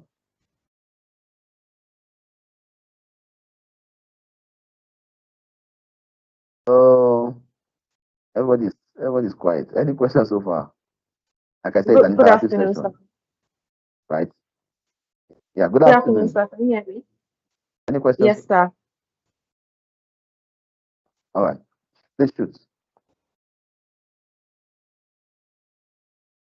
Yes, sir. Can you hear me? Yeah. Okay, yes, Yeah, sir. can So, you hear you? can you You can go? ask a question. Yes. Okay, thank you. Can you please go over the compensative controls again and how it relates to segregation of duties? I kind of missed that part. My next page. Okay. Okay, I said Thank you. compensative controls are controls you implement when the primary control, right, is not in existence. And I gave a critical example. Yes, we know what sort of segregation of duties is, right? Where you have different people. For instance, you could have a segregation of duties principle is based on the fact that a single person should not start and end a process. That means there must be different aspects of that process handled by different individuals. And a sort of example could be your finance of course, payment process where you have somebody who is making payments, somebody who is entering those payment posting, somebody else who is reconciling, right? Somebody else, you get those processes are, of course, different individuals. But in some cases where you don't have, in a small size organization, where you inevitably cannot have all of those manpower, what's it called, capacity, right? So you can have a competitive controls, which says that somebody who is higher, is a superior person, checking or reviewing what this person has done, right? The person has reconciled, you check the reconciliation, review the reconciliation, right? That's a competitive controls to suffice to address the SOD, that selection of duties deficiency, right? Selection of duty will have been an effective preventive control. That will have been primary. But in case it's constraint, right? You won't say as an oh, this is no, you must no, it's not cast in stone. You have to understand the business and then work out what can, right, in terms of recommendation, what can still address that risk. It might not be hook line, it might not take your recommendation hook line and sinker, but you have to consider the recommendation. Does it address? You won't compromise. In as far as that recommendation, what the business is trying to work on truly addresses the risk, then it's good to go. What matters is the risk mitigated, right? And the risk be prevented from be mitigated from what's it called? Yeah, are there controls to ensure that risk does not mitigate? That's what matters. So that's issue of that reviewer, that second level reviewer, sort of is a sort of a compensating control as far as that process is concerned. Hope that is clear. Yes, sir. Thank you very much. Yeah. So it's just a control. So the long and short that it's just a control. So they just use that competitive control as something to distract. So see it as control. The risk with the absence of control, right? The risk that exists before the implementation of control is inherent risk. All right. All right. So common pitfalls students make in domain 1. Of course, some of the key pitfalls you will see them confusing mandatory ISACA standards with recommended guidelines. In ISACA, right, part of what we'll be looking at in domain 1, we'll be looking at ISACA standards, and we'll be looking at recommended guidelines within for the ISACA preferred, right? Of course, documented. Standards are different from guidelines, right? So we'll be seeing the differences in a bit, right? So we won't want to ahead of ourselves. So students must be mindful of this. Thinking inherent risk. So I think you see, they are wise, right? Thinking inherent risk depends on existing controls. It does not. I think we've seen that what's it called play out in the course of our interaction so far. Inherent risk does not depend on existing controls. Inherent risk depends on the business, the nature of the business, right? It is there because the business is existing, right? As long as the business keeps existing, that inherent risk will be there. It will be there, right? So it can't be, you can't eliminate it, except you decide to flow in another line of business, right? Right. So choosing tactical fixes instead of risk-based answers. So this is some of the things we must also avoid. So our responses, our answers must be risk-based. Don't let us look at tactical fixes. You know, I said something, of course, very in passing that we should not base it on common practices we have seen, right? So there's some tactical fixes we do in our various spaces, right? I use of course, I don't have anything against the IT guys. They are my friends, they are my people. But I use the IT guys. I said a lot of IT guys struggle with Cisa because a lot of times some of the tactical fixes, shortcuts, workarounds that we think is actually the correct way, right? Some of those things are contravening standards, right? So tactical fixes, risk-based, is risk-based solutions, right? Again, forgetting that management owns the control. A lot of times they think the auditor is the owner of the control. And then there are some questions that would reflect, there are some terminologies. When you're saying things like what the auditor should do, develop, auditor is an evaluator of control. We are testing controls. We are testing the adequacy and the effectiveness of controls. Management owns the control. If you look at your 3-line model, you previously what we call the 3-line of defense, right? Your 3-line model, you have the first line, your 3-line model, you have your first line, you have your second line, you have your third line. management controls. The owners of the process, they hold the control, right? The responsibility to carry out control, to implement internal control, of course, is the responsibility of management. Internal control is a process, right? That the entity, through its management or board, that incorporated, right, to provide reasonable assurance as regards the effectiveness, right, and efficiency of processes, reliability of financial and non-financial reporting, right, and then compliance to internal process, policies and regulatory guidelines. So the owner of the risk is the same owner of the control. He owns the control, right? The owner of the process, right? For instance, the chief finance officer, the CFO, right, owns the risk, owns the control as far as the finance is concerned, right? Is responsible, right? If you look at the RSI, that's the RSI chart, as that responsibility, right? Right. Sometimes the accountability within that space for the control, owns the risk, right? The auditor is only there to evaluate them. So we must also not mix continuous auditing, which is the auditor's job, right, with continuous monitoring. There are two different concepts. They sound alike, right?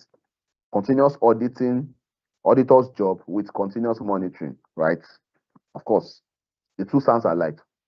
We must not mix those two things together. Okay, so exam strategies, the essence of all of this beyond knowledge is to equip us with, and that's part of what the class is, of course, what the class stands for, right?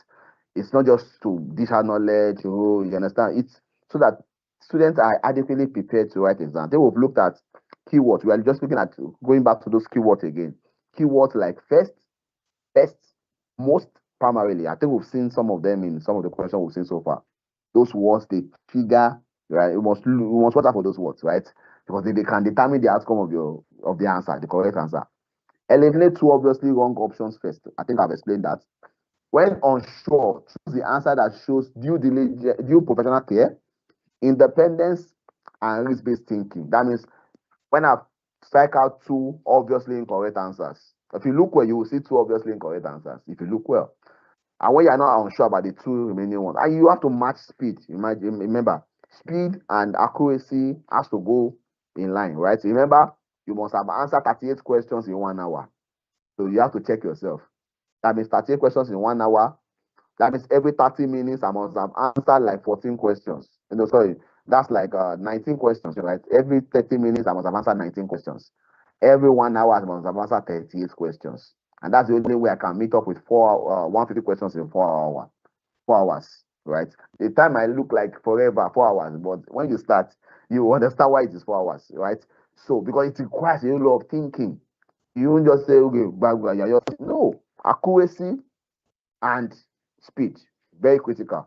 So when unsure, professional care, independence, and risk-based thinking must take the, of course, take precedence, right? And it takes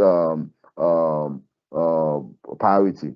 Prefer answers that directly reference ICAN standards over guidelines. So when you are seeing two answers, right? One is speaking to standards, like that means one is speaking more, is aligning more towards ICAN standards, and one is just guideline. Why would we go there? Because standards are compulsory. Standards are something that is the auditor must ensure, the highest auditor must ensure. Guidelines are more of advisory. They are not compulsory. So when you are seeing option, you option that speak to guideline, doesn't mean it's wrong. And you are seeing another option that is speaking to standard. Standard takes precedence over guideline. So just go for what is speaking more to standard. And we'll be seeing some of these standards, some of these guidelines, right, in a short while, right? So that's it. So the learning objective today, we'll be taking a short break by 2:20. We'll take a short break by 2:20, 2:20, right? So that we can just take some stretch, of course, some tea break, right? Just stretch ourselves, our body. We'll take by 2:30, then we'll be back by 2:40, just a 10 minutes break, right? 2:30, then we'll be back by 2:40. Let's note that. So The learning objective today is to develop a risk-based audit strategy. We're able to plan specific audits, conduct audits per standards, communicate results, do follow-up, and use data analytics. And by the end of this class, that's part A and part B. This is the learning objective. We'll be able to understand not just what to do, but why and how to apply it in real life audits. Okay. So the introduction. Okay, so we're now starting, right? IS audit is a formal examination or testing of information systems to determine whether your information systems are in compliance with applicable laws, regulations, well, of course, contracts, right? There are SLAs, right? Or industrial guidelines. Across different industries, you have different guidelines. So the essence of IS audit is a formal examination to test whether your information systems, right, are in compliance with applicable laws, regulation, contracts, or industrial standards. It's also to know whether your information system and related processes comply with governance criteria and related and relevant policies and procedures, right? It's also to know a formal examination to test whether your IS data and information, right, have appropriate levels of, this is very critical, confidentiality, integrity, and availability. Those are the key, of course, we call them CIA trials, right? Those are the key objective of your information security, right? To ensure that your information, of course, your data, have appropriate level of confidentiality, right? That means there's no unauthorized access. Integrity, your data cannot be manipulated, you understand, by any means. Availability, right? There's uptime, right? Data is available, information is available whenever required, right? As at every time it's required, your information is available, right? Your data is available, right? So that's the testing the IS auditor is carrying out.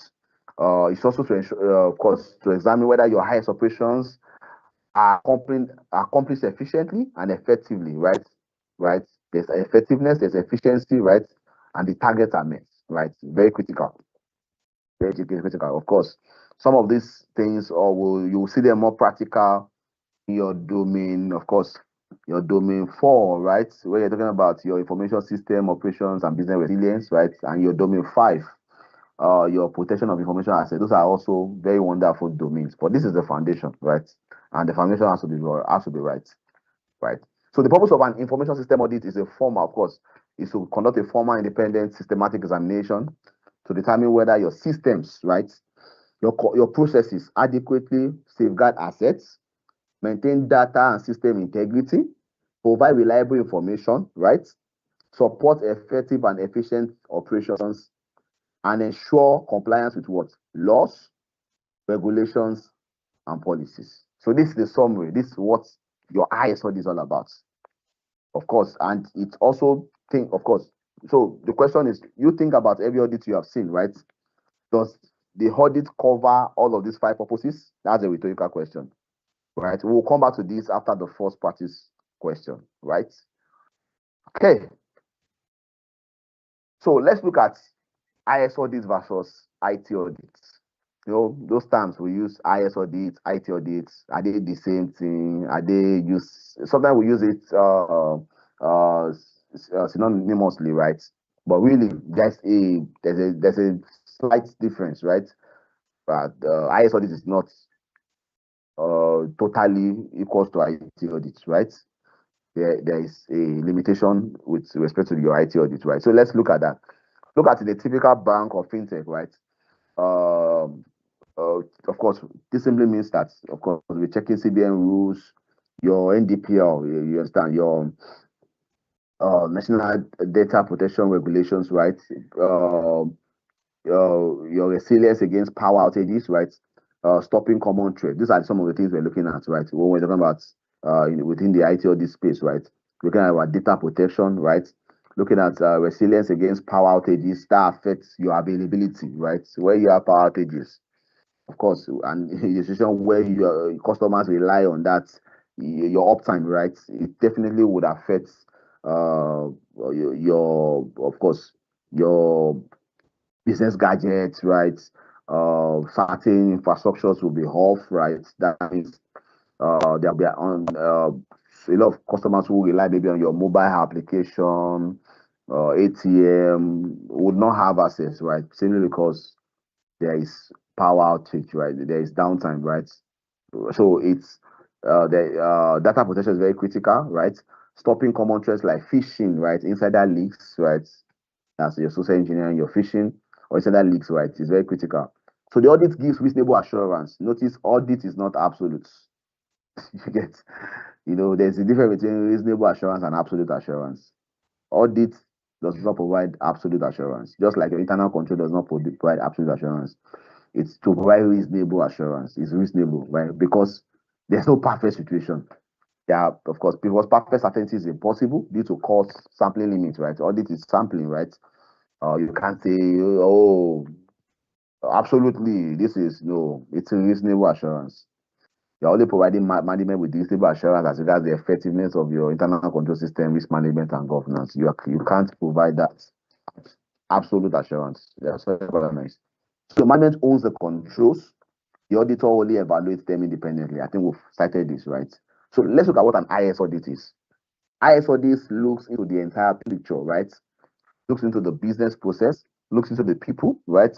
Technology and the controls to see if they support business goals and manage risk. Because IT plan, right, are designed. When we look at the second domain, the governance and management, you understand this picture will become clearer. Your IT plan does not exist in isolation. IT strategy, IT plan should drive business objective, right? That's critical. So, of course, to see, we're looking at whether the business processes, the people, the technology and controls is whether they support business goals and manage the risk effectively. That's what the IS audit is talking about. Why the IT audit is narrower compared to your IS audits, it focuses mainly on the technology itself, like your servers, right? Your application server, your database servers, you understand? It's focused on the server, right? For server itself, networks, right, or databases. So it's specific, right?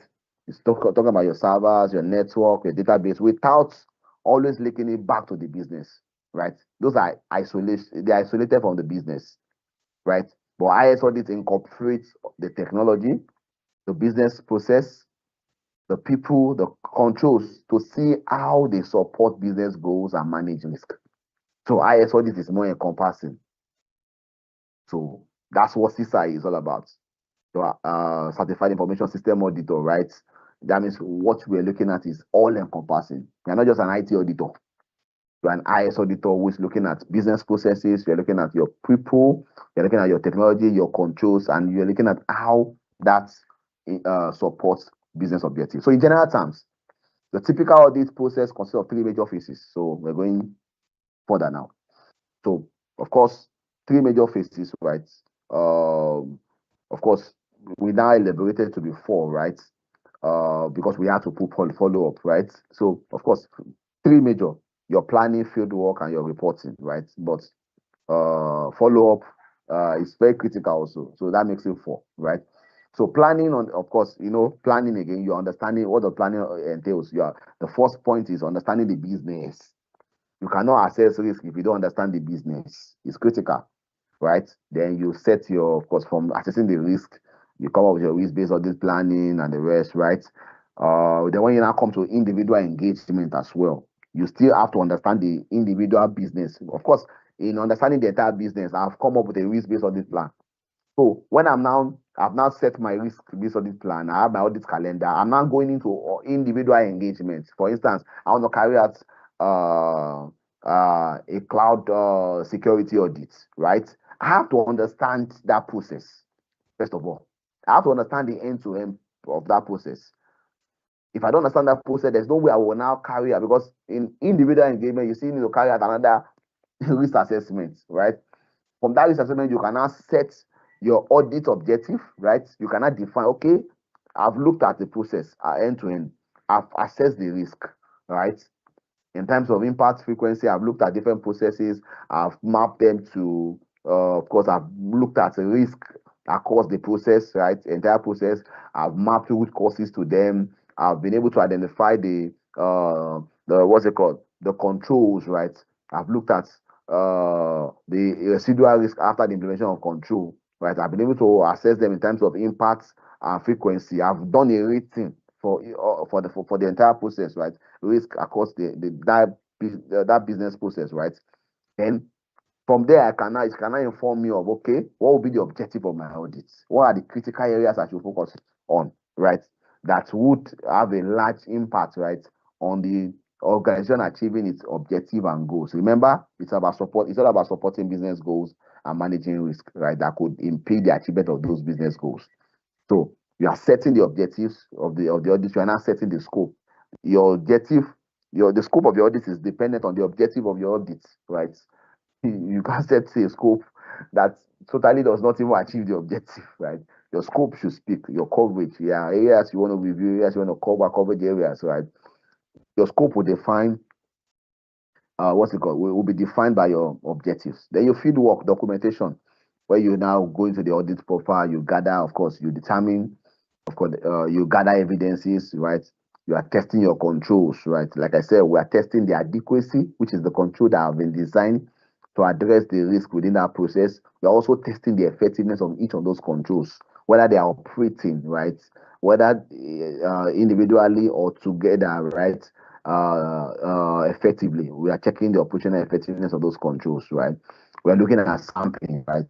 You were using sampling, we're using tools, right? We're documenting everything, right? In the course of the fieldwork and documentation process, right? So you move to your reporting, right? Where you are presenting your findings, right? Of course, your clear findings, you have everything, of course, documented in your work papers before you have those engagements, right?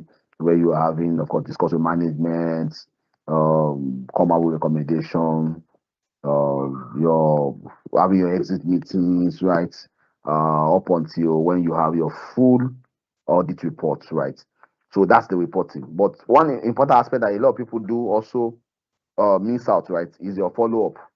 Of course, you also, as an auditor, there's a responsibility to follow up. Of course, audit is not complete if there's no follow-up. Follow-up is checking whether those recommendations, right, have been implemented, right? Looking at the status, right, of those items, right? Whether those items are still, of course, if they are open, you need to, of course, if they are open, you need to validate, right, for those open items to be closed, right? Because that's really what shows value at the end of the day.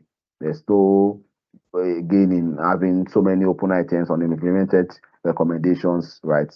It doesn't achieve value because the whole essence of audit, right, is to improve operations and what achieve value to the business, improving the operations, right? Fixing the issues, the risk, right? Inherent, of course, residual risk that lies within different processes.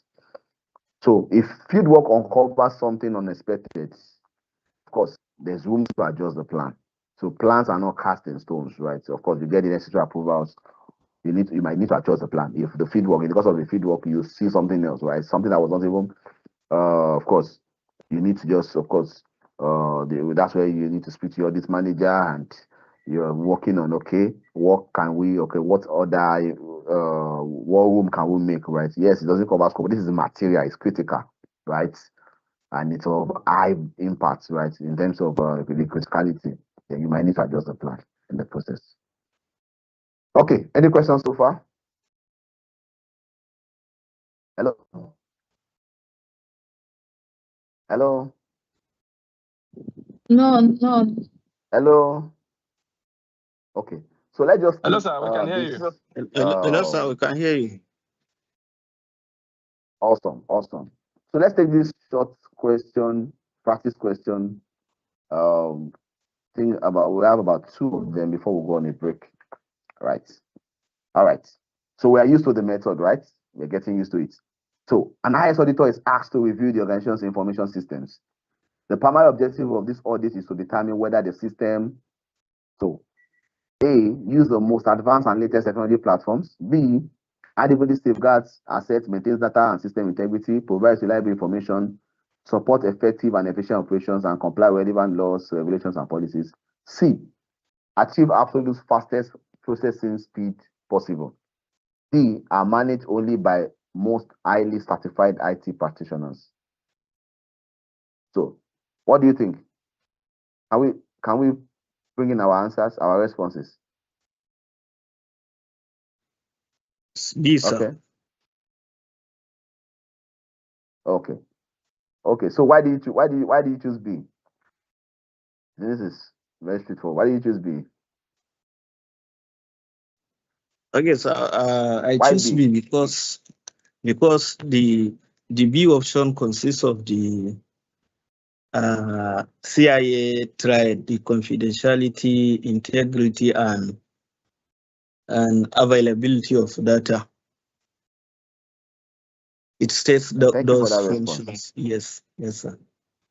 Awesome. Awesome. You are very, very, I like that response. Awesome. Awesome response. It shows you are following. So it's B. This matches that definition. The audit looks at protection of assets, remember? Integrity or data and systems. You always mention it, integrity. Yeah, I like the CIA tri-dimension. Reliable information for decisions. Of course, very critical. Efficient use of resources and compliance. So the focus is always on business risk and control objective, not just technical features, right? So it's about the business risk. Imagine the focus always business risk and control objective. And if you look at the options, this talks about business risk. It's about business. A is more of technology. C is more of technology, right? And D is more of course, technical personalities, right? So it's not about, it's beyond that. A and C sounds good, but ignore the risk and control. If you can see, A sounds good. It doesn't mean part of the audit objective is it doesn't mean it doesn't also look at most advanced and latest. You understand? It's good, but it's not. It doesn't look at the business. It doesn't look at the controls. Achieve the absolute fastest processing speed possible. But it's not looking at the controls. It's not looking at the business risk. What if you have the fastest processing speed and it has data integrity issues, right? What if it doesn't safeguard? I said, what if there could be what's it called? You could have, of course, in as well as it's talking about availability. You're not looking at key areas, right? Your confidentiality, unauthorized access, right? So, D focuses on people qualification and mixes the system-wide assurance audit must provide. So these questions are pressed often at the start of exam scenarios, right? Of course, these are some of the early pattern of questions you see. It won't come this exact way, right? It won't come this exact way, right? You won't see practice question coming exactly this. No.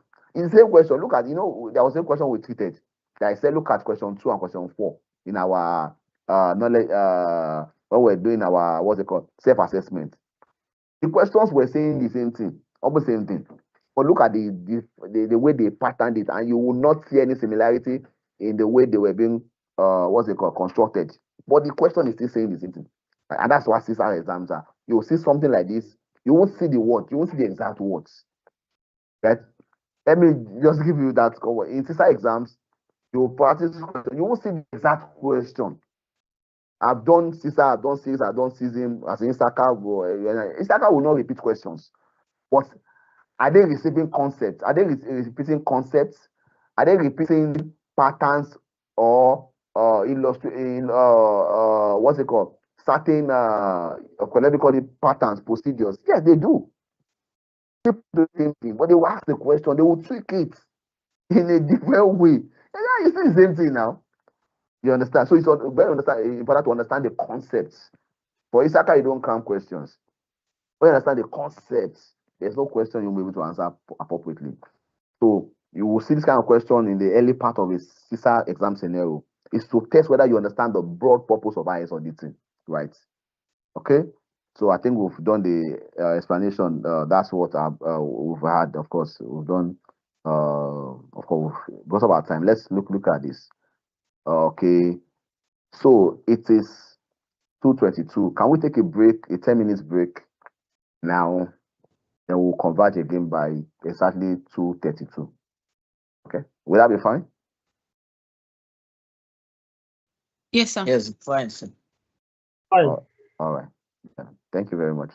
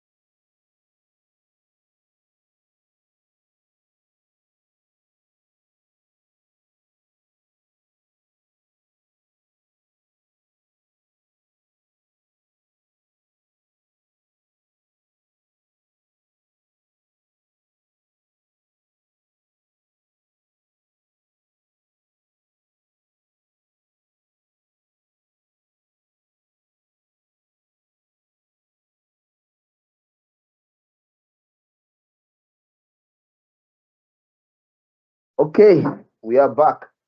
Okay, are we all back? It's 2:30 already. Let me get confirmation because we need just to, because this starts in by 3 o'clock, and we just need to cover some more grounds, right, before 3 o'clock in the next 30 minutes.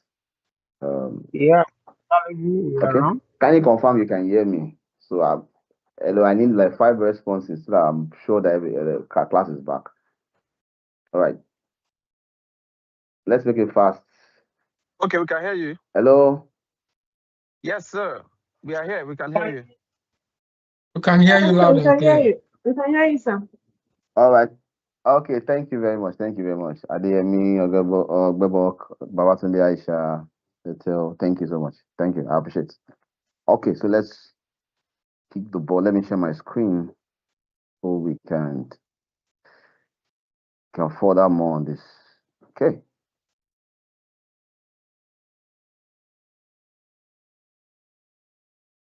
All right. Okay. Okay, so look at the domain 1 tax statement. Okay. We just gone through this. Tax statement is what tells you what a CISA must actually to be able to do. Who is the CISA? Of course, we are CISA. Of course, I'm believing strongly. Of course, I strongly believe you can all attain this and we can all scale through this. So I see you as CISA in the potential, right? You are CISA, right? That's a defined information system monitor. So they are in full, right? Must be able to develop and implement a risk-based IT audit strategy in compliance with ICAN standards to make sure key risk areas are covered. That's our tax one. Plan specific audit to determine whether information systems are protected, controlled, and provide real value to the organization. A SAM must be able to conduct the audit according to standards and a risk-based approach, right? We're talking about risk-based approach in the course of the class. So you actually achieve the objectives you set, right? Be able to communicate audit results findings because that's critical. You can do the whole hard work and in communication is not effective, then it waters down the quality of what has been done. The effort lost down the drain. So it's very critical. Audit reporting is very critical. A lot of auditors don't pay attention to audit reporting. Audit reporting is very critical, right? Find these recommendations to stakeholders in a way that drives positive change, right? It must be in a way. Engagement very critical. Carry out follow-up or give status reports to confirm management. Who are the management? Of course, the owners of the business, right? The owner of the controls and risk took timely and appropriate action on the findings. Was able to use data analytic tools, techniques to make the whole audit process more efficient. Data analytics is, of course, AI is even the discussion now, right? Beyond data analysis, we're even talking about AI, right? I think ISAC has even, of course, there's another certification, of course, that is prerequisite on CISA. You must be a CISA first of all. Once a CISA, you cannot do your AAIA, right? That's right. That is certification invoked now, right? But the the prerequisite must that you must have passed CISA first, right? You must be a CISA first, right? So that's why this is very important, right? So this tax came from a global survey of thousands of practicing CISA, so they reflect real world, right? Not theory. So let's keep this tax in mind. Almost every exam question will test one of these, right? In every scenario, this tax will be identified. Questions will text this tax, right? Based on what the CISA should be able to do. So let's have this tax in our mind, right? Okay. Of course, let's look at tax statement, look at knowledge statements. Knowledge statements are the things you need to understand to perform this tax, right? They include the deep knowledge of the ISACA standards, guidelines, the code of professional ethics, and the full ITAF, right? Talking about your technical framework, right? Your risk assessment concepts, your techniques used in every phase, right? Understanding of core business process, see business process coming up again, and how information system supports them, right? The core principles, the different types of control, how to evaluate them, right? In under this domain, we're talking about different kind of controls, method for collecting and judging audited evidence. We'll be looking at that in our part B. We're looking at sampling, computer assisted, your CAT, yeah, computer assisted audit techniques, your data analytics. We're looking at that. It's another domain 1. Data analytics is very critical. The major CISA question. Data analytics. When I write CISA, several questions on data analytics, right? Data analytics is critical. Continuous auditing, finally, and reporting and communication. Follow up, quality assurance is critical. method, quality assurance methods such as your control self-assessment, right? Those are critical. So your detailed IS objectives, right? The objective of your IS objective. If you look at the purpose of IS audit, right? The objective of IS audit is to provide reasonable assurance. We've said we are customized between what is reasonable and what is absolute. Is reasonable assurance that information system safeguard assets against loss or unauthorized use, maintain data and system integrity so information stays accurate, complete, valid, reliable, deliver relevant, reliable, and timely information for decision making. So this is revoking data and system integrity into, you understand? This is what it entails. It must be accurate at all times. It must be complete, right? Complete at all times. I want to say it must be complete, valid, and reliable. We must be able to make business decisions, business judgments based on what is on the system, right? Deliver relevant and reliable time information for decision making, right? Of course.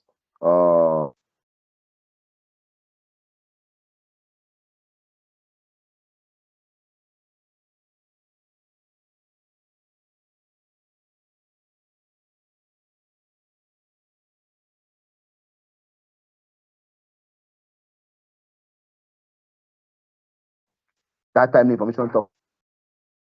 Hello, can you hear me now? Can you hear me now? Hello. Yes, we can hear you, sir. Yes, sir.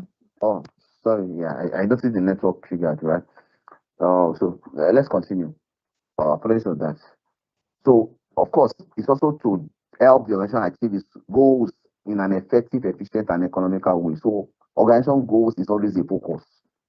How does information system support organization goal? And that's part of what we are providing reasonable assurance on. Very critical, right? Whether, of course, also to ensure that information systems are operating in full compliance with applicable laws, regulations, contracts, and internal policy. There are different laws to different sectors, right? Different laws to different sectors. So, of course, your health sector, you have your PPA, right? Your DCI, PSS, right? For the people, of course, your card payments and what's it called, industry. You have different laws that speaks to different industries, right? So your information system must operate in compliance to all of these laws, right? Uh, Beyond that, the IS audit also identifies control weaknesses, recommends practical, right? Not just something spooky, right? So practical improvements, right, that supports the overall governance risk compliance framework, right? And also builds confidence among the stakeholders that the systems are sound. So note, reasonable assurance means we acknowledge we can't check everything, right? And that's why risk-based planning is so important. We check everything. That's the truth. That's the absolute truth. That's the that's the honest truth. But when you go by the risk-based audit planning, you've been able to isolate the most critical, right? You call your 80-20 rule, right?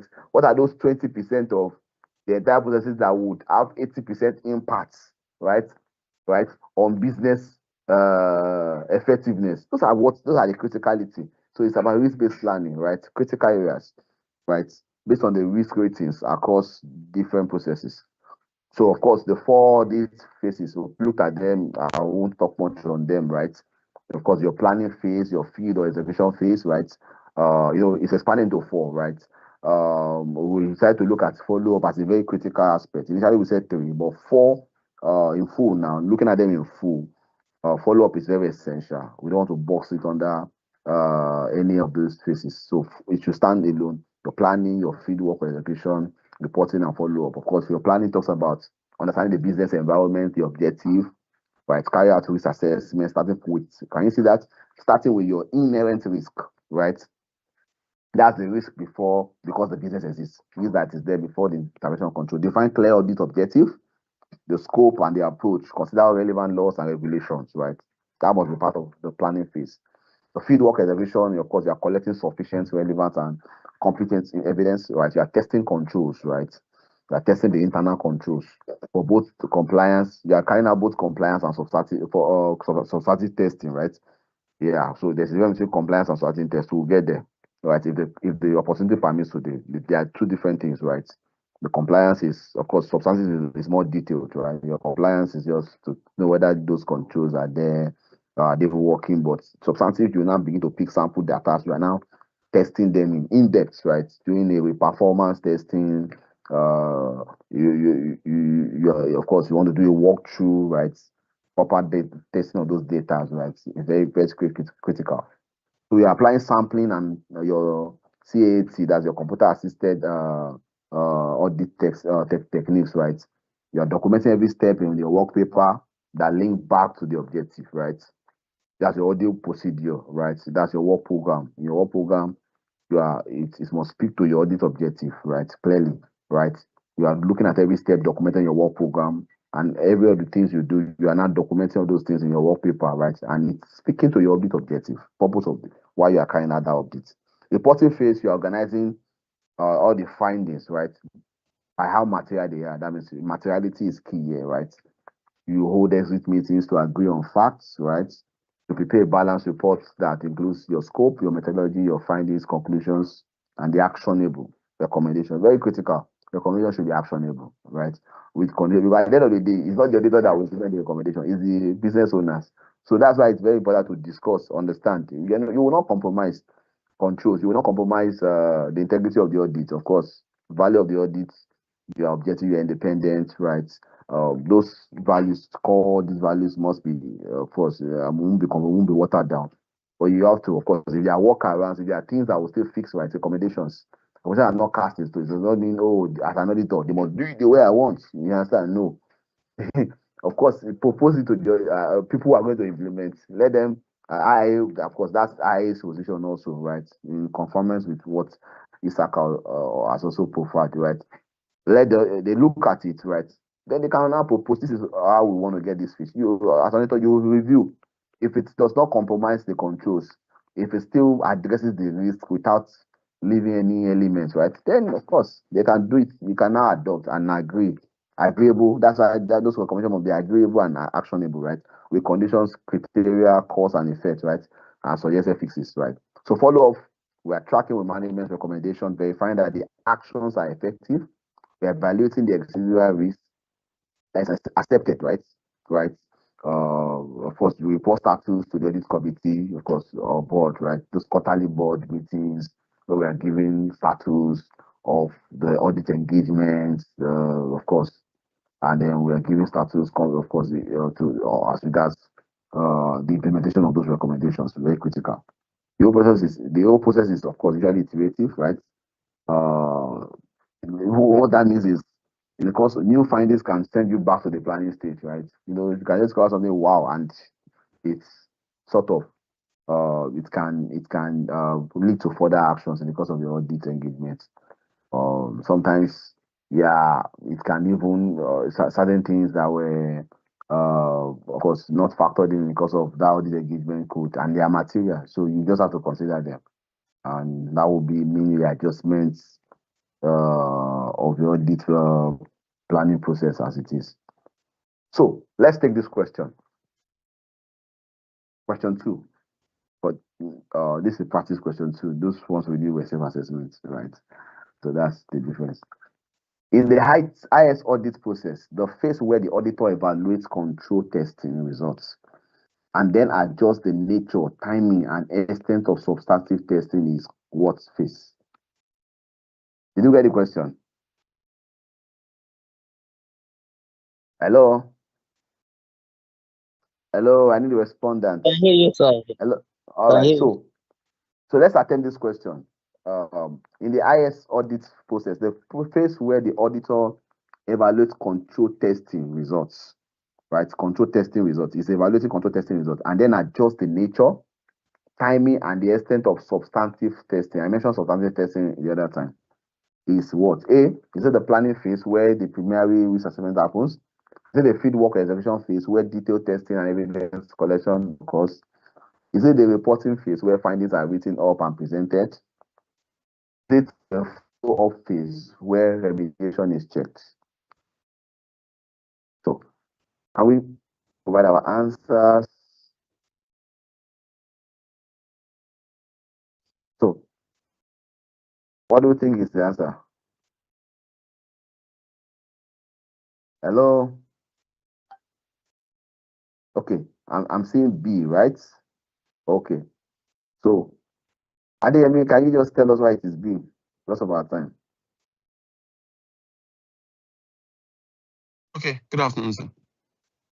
Good afternoon.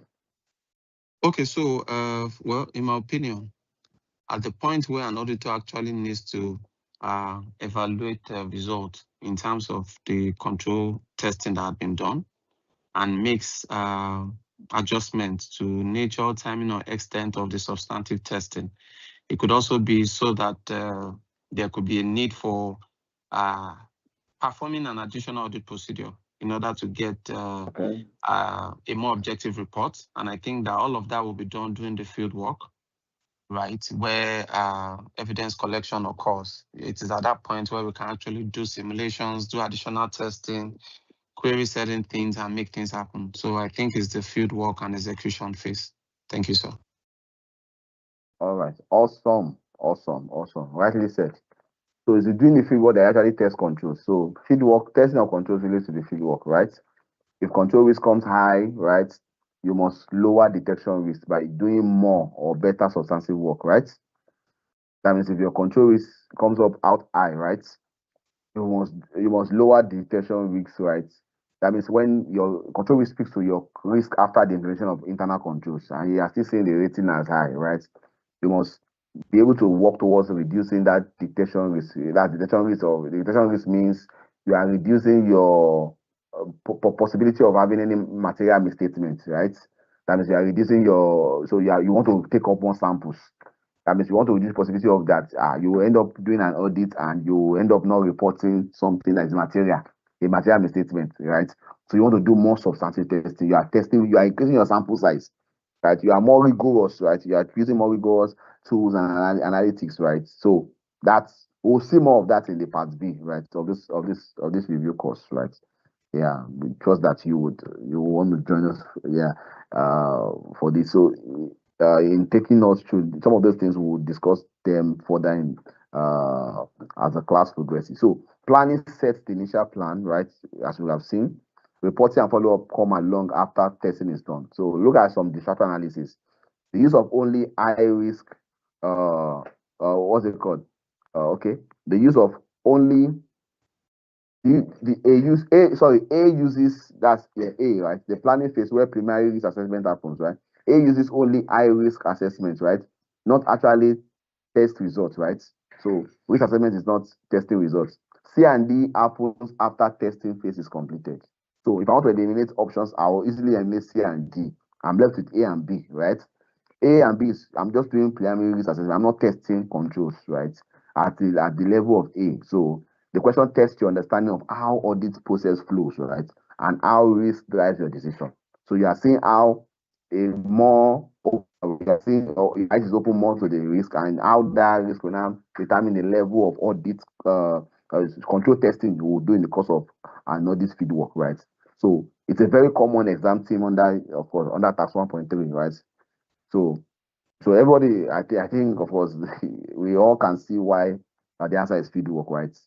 Do we know of any? So this is a question now. So, is there any real life example you want to share with us, right? Of weak controls, how weak controls forced you as an auditor to do more testing of data? Anybody want to share from experience? Any real life example where weak controls actually forced you to test more data? Just like we've seen in this question. Anybody?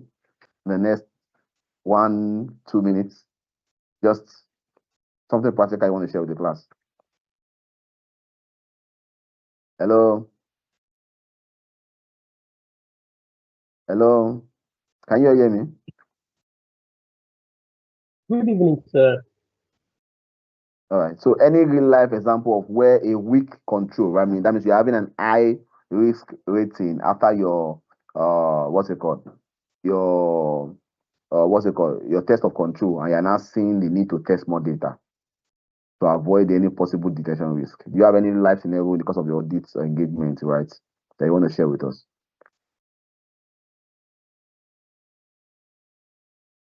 Anybody? If there's no, we'll move on because of time. Just want to be sure. If you have, you can unmute yourself and you go ahead. Anybody? Okay, in the essence of none, let's move. So let's look at the audit risk model, the formula and the components, right? So the model for your audit risk is written as your inherent risk times control risk times direction risk. I think we've looked at all of these concepts, right? We look at the concept of your inherent risk. We'll look at what we mean by your control risk and we'll look at what we mean by your direction risk. So audit risk equals your IR, which is your inherent risk, times your CR, control risk, times your DR. We've seen that inherent risk is a chance that a material misstatement or control failure could occur, right? Could occur assuming no controls are in place. That means it is your risk before control, right? Risk before control. It depends entirely on the nature of the business, right? The transaction volume, complexity, the new technology, regulatory pressure, etc., right? So you assess your inherent risk first. There will same questions like this. It is primary, it is first. You assess your inherent risk first during planning. What's the risk that is there? Assuming let's close our eyes to the controls. What is the inherent risk that is because of the nature of the business? Before we now can start looking at okay, because of these social controls, this is the residual risk rating, right? So let's now do a control evaluation to look at the control adequacy and the control effectiveness, right? Why control risk is the chance that the organization's own controls, right? That means the controls are in place after the inherent risks have existed, right? The controls you have implemented, right? For instance, a certain example of your what's it called? Your dual control. You have a vote and you have a dual control in a vote, right? Right? The risk that exists before the control is the fact that possible cash pilferage, right? Somebody can pay for cash, right? That's an inherent risk that would always come with every bank, right? Their vaults where they keep cash, possibility that cash can be stolen. That's an inherent risk because of the nature of the business. Now, you have put a control. Part of the control is your dual control, right? Which is a control that should mitigate the inherent risk, right? So you can now test, right? What is the chance that that control will still prevent, right, detect or correct any misstatement at any time? What's the possibility that cash will still be stolen, right? There will still be pilferage, right? Unauthorized access to the vaults, to the cash in the vault, even with your dual control, right? Where you have your key holder, somebody who has the vault combination, right, to access the vaults. Despite the fact that those controls are there, they are rightly designed, right? But you know those controls might still be non-effective, right? Non-effectiveness talks about the ability to implement those controls. That are the controls functional, operational, right? Are they operating as designed? And I set an example where an airteller, for instance, is holding, who probably is a combination holder, right? And then the head of operation or head of business now gives the key to the vault to the person just because of time, the stress of going back and forth, or he or she just opens up his own parts, right? The combination is open, or the retailer has opened the combination. So the other person just go there at free will, right? Just opening the key, right? The vault key, using the key to open the vault, right? At will.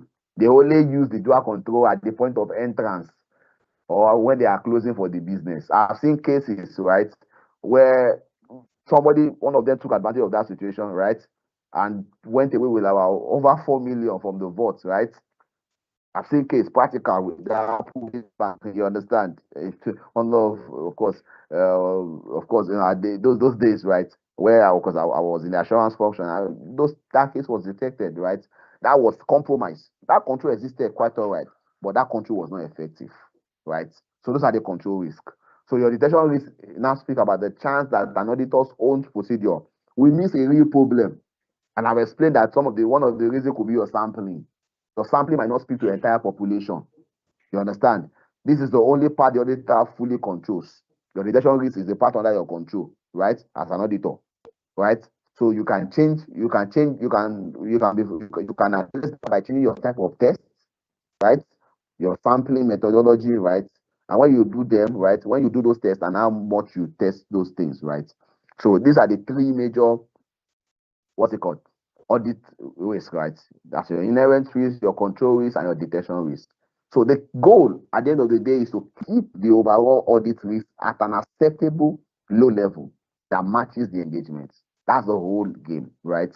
Is to keep the audit risk as low, right? Right, based on in line with the what's it called? the objective of the engagement is very critical, right? So, let's look at practical application because of our time. So let's look at imagining and auditing a real-time mobile money platform in Lagos, right? That handles thousands of transactions per minute. Of course, it's connecting to several banks, dealing with sensitive customer information, right? That's place of data integrity, right? Under both your NDPL and CBN rules, right? The inherent risk is high, right? That means inherent risk is the risk that exists because of the nature of that space, that mobile money platform, right? The inherent risk is high because of the volume, complexities, and the regulatory environments. If your testing shows that your control risk is high, what's your control risk? That's the control risk, right?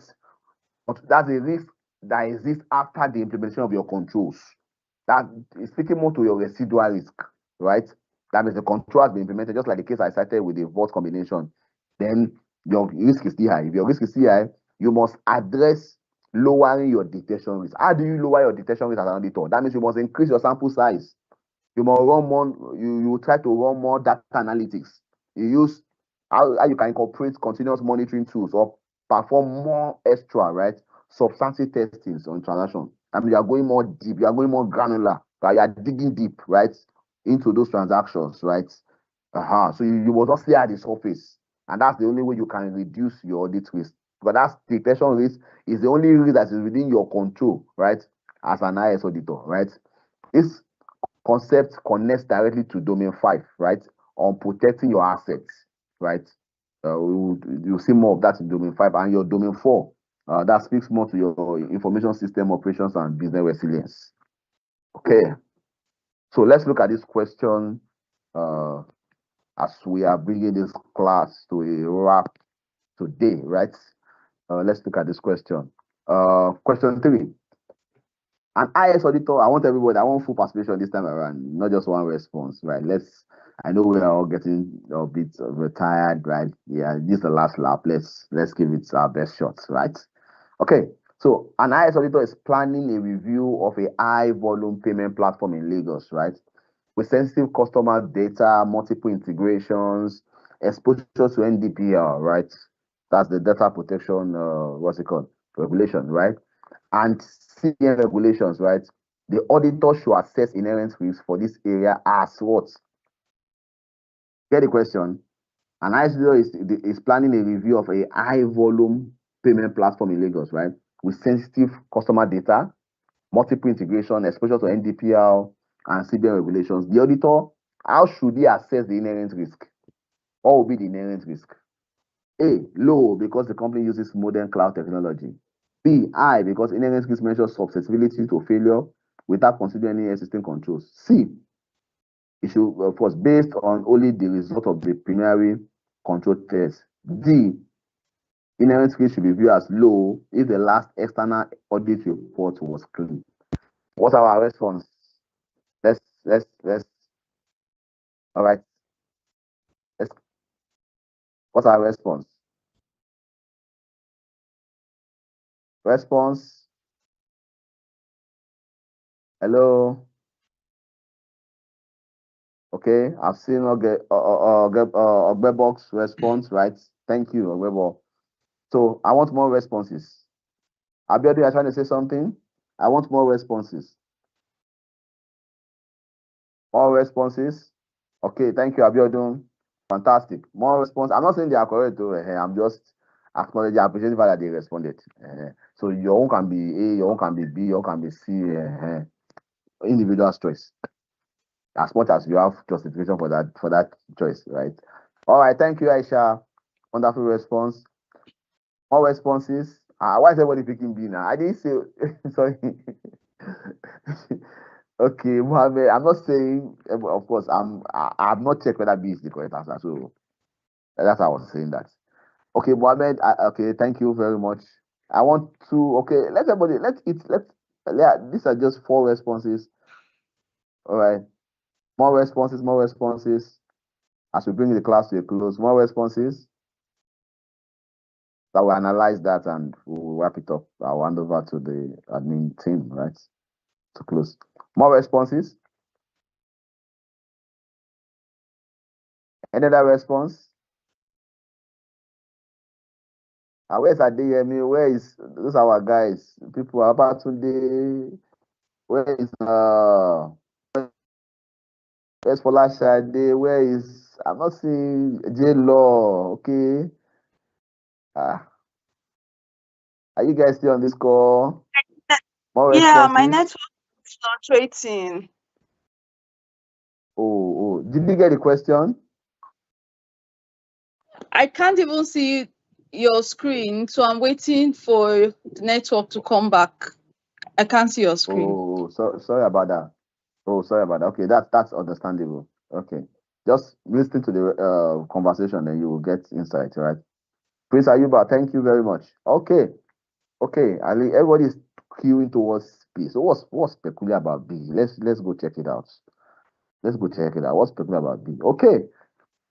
Okay, so all right, so you are all correct. Yeah, you see, confidence is building. You see, you are all correct. So CISA is possible, right? It only takes determination, resilience, commitment, right? Well, of course, dedication, right, and participation. So B, we've said it that inherent risk is assessed first and exists independently of the controls. So we can see the scenario painted to us. We have high volume of payment platforms, right? That risk is there because of the nature of the business. Yeah, of course, we have sensitive customer information data, right? That's an integrity that means confidentiality risk is something that must be paid attention to. Multiple integrations, right? Integrity of data, very critical. Exposure to NDPR, that means data protection laws. You understand? That means it's highly sensitive. So that means the inherent risk naturally for this process will be high, right? High transaction, data sensitivity, complex financial, strict regulation, all push inheritance high up, right? You evaluate control risk later. We've said control risk. We will now consider the controls later. Okay? For this inheritance risk, what are the controls you have in place? Okay, these are the controls. Then we can now start evaluating the adequacy and the effectiveness of those controls later. When inheritance risk is the major thing, we need to understand the level of that inheritance risk first of all, right? So a previous clean up audit does not remove the need for your own fresh risk assessment. The fact that one audit in the past has said, oh, this process is clean, it's not a basis to make your judgment. Yeah, why you might consider that in your whatever, but it's not the final, it's not the primary. It can only be a later, what's it called? Data or information. It's not the primary, right? So looking at the strat analysis, a wrongly assumed technology, right? We were saying, oh, it's low because company uses the modern cloud technology. Assuming that technology automatically lowers engineering skills is fallacious, right? New technology can actually increase complexities. That's another what's it called angle to it. A new technology can increase the complexity of the transaction and can even increase shoot up your inherent risk. So C mixes up, or look at C, it's based on only the result of primary control tests, right? C is mixing up inherent risk with control risk, right? And we'll explain that in details. D breaks the rule, right? That every engagement needs its own independent risk assessment because every engagement needs its own independent risk assessment according to ICAN performance standards, right? We'll look at those standards, of course, in later classes. I look forward to having more engagements, right? Of course, look forward that will be part of the classes when they all start. There's a link that the admin has, of course, sent on what's it called on the chat box to make more inquiries, right? So to address some of the questions, right, that we've asked, right? I know some of us asked questions on what's the way forward after this class? Are there going to be, I think in your lab particularly, right? Was asking that question. I think the admin will provide more details. There's a link for more, what's it called, to ask to make inquiry. The admin team has pasted that, so I think we should all engage on that. There's a link there, so please copy the link, channel your inquiries to that link, right? So, okay, so I think that's the end of the class. So, any question before we wrap it up today? Any question? We are out of time. Oh, time is not always in. Oh, and the class is just getting started. Wow. So, any question before we call it a day? Any question? Any question? No. Yes, sir. Questions? Yes, sir. Okay. Can you hear me, sir? Yeah, I can hear you, Prince. Who is asking? Okay, I can Okay, say it's Mohammed. Mohammed, right? Okay. Yes, Okay, after Mohammed, I'll take Adeshewa, then Prince Ayuba. Okay. okay. I was up this class covers only the first domain. So I don't know if there are subsequent class that you will touch the other domains, or is it only first this first class that we have? So I don't know. Okay, so so make use of the chat. The link, there's a link that the admin team make available, right? So that question will be duly answered, right? The admin team would Yeah, good afternoon. explain further We've on actually that. had Okay, she's there. Okay. yeah, good afternoon, everyone. We've actually had like two sessions prior to this class. That was in the month of March, where the teachers took topics in different domains, and we'll also have subsequent free classes as well. So just be on the lookout in the group. More information will be passed on there. Okay. Yeah. Thank you very much, my admin. Yeah. I think that clarifies. So, Prince Ayuba. Okay, Adeshewa, then Prince Ayuba. Adeshewa, or does that address your question? Yeah, I think I'll just reach out to the admin. Thank you. Awesome. Thank you. Prince Ayuba, your question before Okay, sir. I hand over to the admin for Good my. afternoon, sir. Good afternoon, everyone. Please, my own question is, since you have the experience, we are looking into the cost implication for you to, to get the certificate. Now you have to prepare yourself because of the economic situation. So, I really want to know the cost of implication for you to get the certificate. That is the total cost. Thank you. Okay, the Like admin how team. much? Thank you very much for your question. The admin. Sir, I would also Yeah. like So to know I think like it's part of the your inquiry. advice duration for preparation for the Duration, like, exam. Like how many months okay, will I'll you address that. advise? Yeah. Okay. So I will, okay, for this part Prince Ayuba asked, the admin team will address that. That's part of what the inquiry we should address. I think the admin will also like to speak to that before the class ends today, right? As the class is wrapping up, right?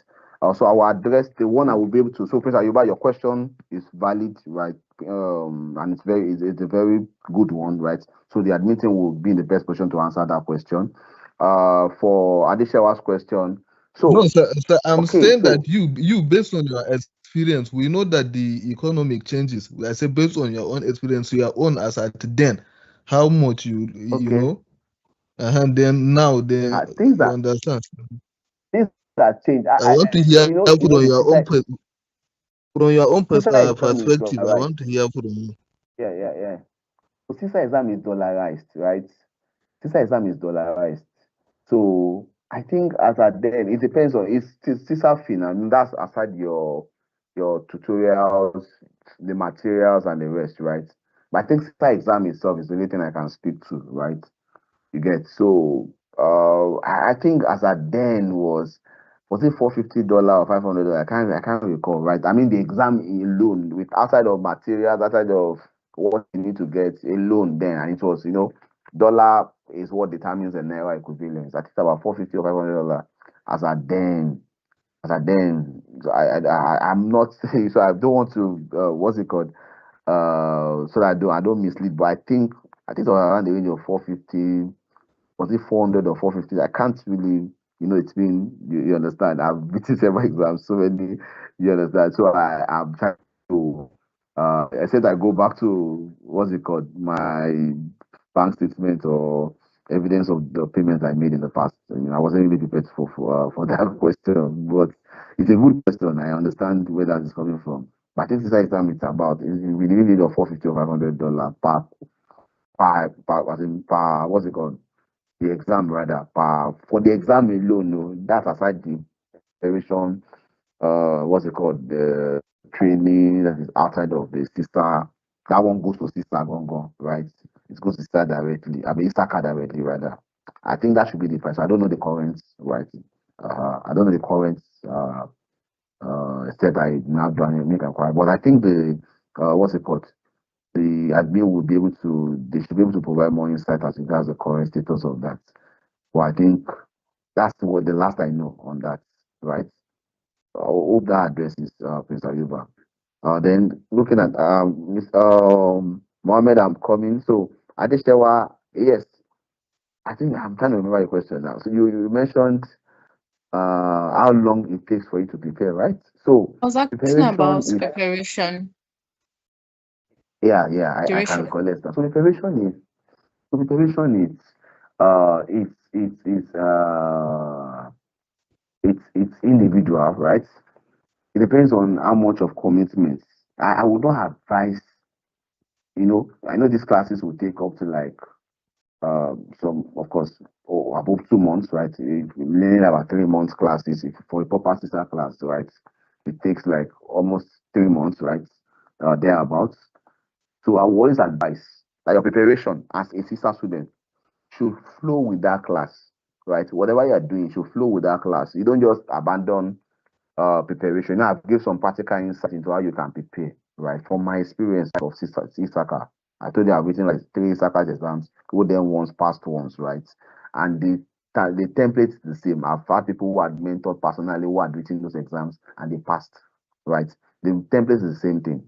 Preparation at the period of this class, these classes are good opportunities for you to prepare by the side. I told you for you to be serious as a CISA, what's it called, student, at least you must solve 20 CISA questions in a day. At least that's the minimum.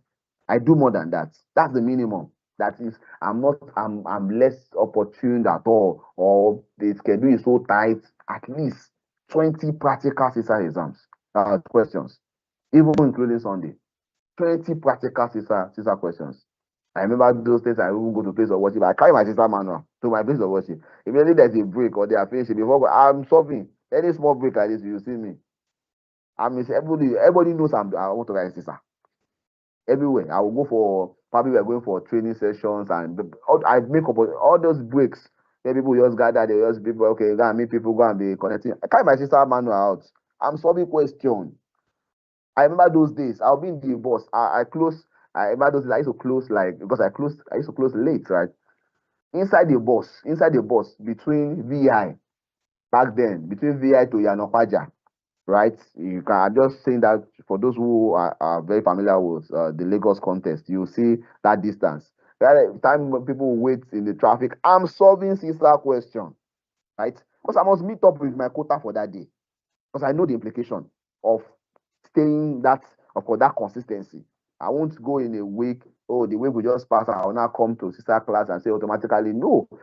So that thing is progressive. And you will come to the class, you will feel refreshed, you will feel fired up, right? As in you are blowing from all cylinder, right?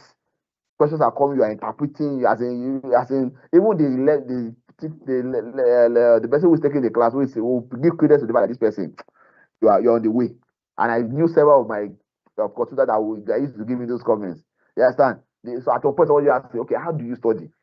They asked me practically just to share my insight with the class. And I give them a break and say, I'm not so. My tutor then told me, say, I'm not surprised because I know you are doing something something extra, right? So it's very very critical, and I follow through. Right, I'm sharing practical insights now, not theory. I follow through that 3 months, right?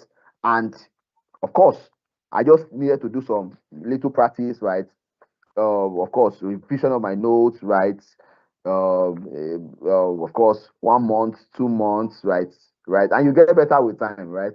1 month, 2 months, I mean 3 months, 4 months, right? I just gave an extra 1, 2 months. I did my exams because I knew. Then you will know. In fact, you will know when you are ready. You will know when you are ready for the exam. By the time you solve question, you are hitting a certain score. There's also a preparatory guide. I know the admin team will also give us more insight on that. There's also like a tool where you could practice questions and you could assess yourself. I think there's a sister, whatever, like a dashboard where you could practice questions on domains and you could assess yourself. By the time you are hitting 90% consistently, right? You will know you are ready and you can go. And that was I did for that my friend. I saw the result. I saw the indicators. She shared her reading whatever with me, feedbacks. I saw, okay, the consistency. I said, okay, you are ready for the exam. Even when she was doubting herself, I said, you are ready. But like I said, she was even asking, am I sure? I said, me, I'm sure you are ready. And she went with her foot. She was scared of paying for this exam. I said, go and pay. You are ready. I've seen the indicator. Don't slack on this. And she went forth and paid for that exams, and she blasted it. As in, she dusted it, and she's a sister today, right? So that's preparation. And of course, for me, I did sister. By the time I was writing series and season, right, I wasn't spending that long to prepare anymore because you get I've gotten better with my preparation with time, right? So I've adopted faster. There was for a particular one where I didn't use up to. It was after the exam, maybe 2-3 weeks after the class ended. In fact, I was waiting for the class to write my exam. I think that should be season or series. No, that should be, I think that's series or so.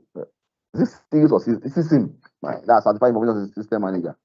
Yeah, so and that's the same because I've written Cisa, I've written season. I went to go and, yeah, so it's the confidence is boosted. You understand? So that's it. I've just taken through the practical dimension to it, and that's what I apply practically. I've seen in the life of others, and it has worked for me. Right? I saw you, Mohammed, raising up your hand. Yeah, can we have your question? Okay, yes, sir. Sorry, this question doesn't concern the class directly. It concerns you, sir. Sorry to. Okay. Okay. I don't know how, sir. Based on your profile, I see multiple certifications. So I don't know how you manage your time and obtain all these certifications. Is it within small time or a second long range of time? So that's what I want to know, sir. I'm just amazed. Sir. I'm amazed. Yes, sir. Okay. Yeah, thank you for your question. Okay, of course, why mine is not a template for everybody to adopt, right? That part there. Okay, if I will tell you, okay, I did like, of course, and it's the same. And I told you, Sister was like a moral booster. If I can pass Sister, there's no exam I can pass. But Sister is like one of the most in terms of I rank it, right? It's one of the most technical, right? And then the time I was Sister, I was, I didn't have this information I'm sharing now. No, I didn't get this insight. Nobody took our time to share this kind of insight with me. So you can imagine the kind of course, where I had to practically arrive at some of these things myself, right? So if somebody has shared this with me, maybe it could have it might be easier, right? Now I see it easier, right? Because I just seen exams, of course, I was like, I know now if I can pass it, sir. So there's nothing more, right? So I was able to, I think, between it was less than a year, right? I did the 7 certifications in 7 months, right? In 7 months. Yeah. But I started sister preparation earlier. So let me factor in the time I did my so the time I started my sister class, like, so let's leave it about 11 months. Yeah. In all factual sense. 11 months, that's less than a year. All of these sales and it's doable, right? But of course, that is just because of Mohammed who asked this question, right? At the time, I've just explained how I manage the time. Of course, it was back to back, right? Every opportunity to read, every opportunity to practice. It was consistency, determination, consistency, right? I wasn't competing with anybody. Yeah, the competition was with myself. Consistency, determination, right? Every opportunity, I wasn't slacking on any opportunity to read, right? At times, yes, family. At some point, of course, my wife had to understand. Family, my kids had to understand at that point, right? Daddy was not, of course, Daddy was preparing for something bigger. Daddy was ahead. So that understanding was there, right? Right, and I thank God they were able to understand and give me what's it called, comfort, right, to go for my dreams, right? So that suffices, right? So over to you, my admin, right? Yeah, thank you, everybody. Okay. Of course, it's nice having a time with you, right? Thank you so much, sir, for this session. It was truly insightful, and I'm sure every single person here gained one or two things from this class. So if you have any question, we've dropped our support line on the contact on the chat box. So please reach out with your questions and we'll have them attended to. Thank you so much once again, and do have a lovely day.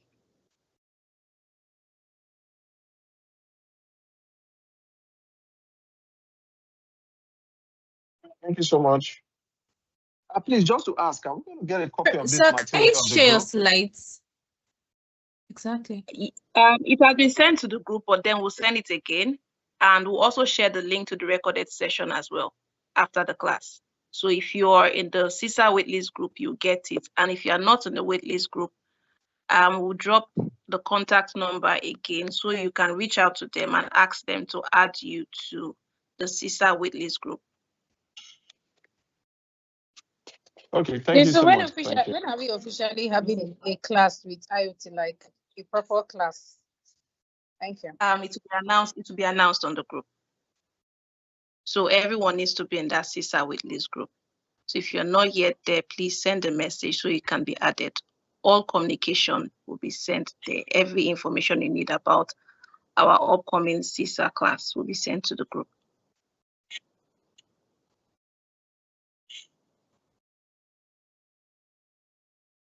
Okay, thank you once again. Do have a lovely day, everybody.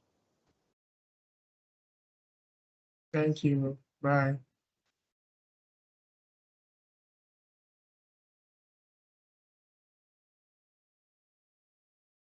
Thank you, everybody. Bye. I wish us all the best.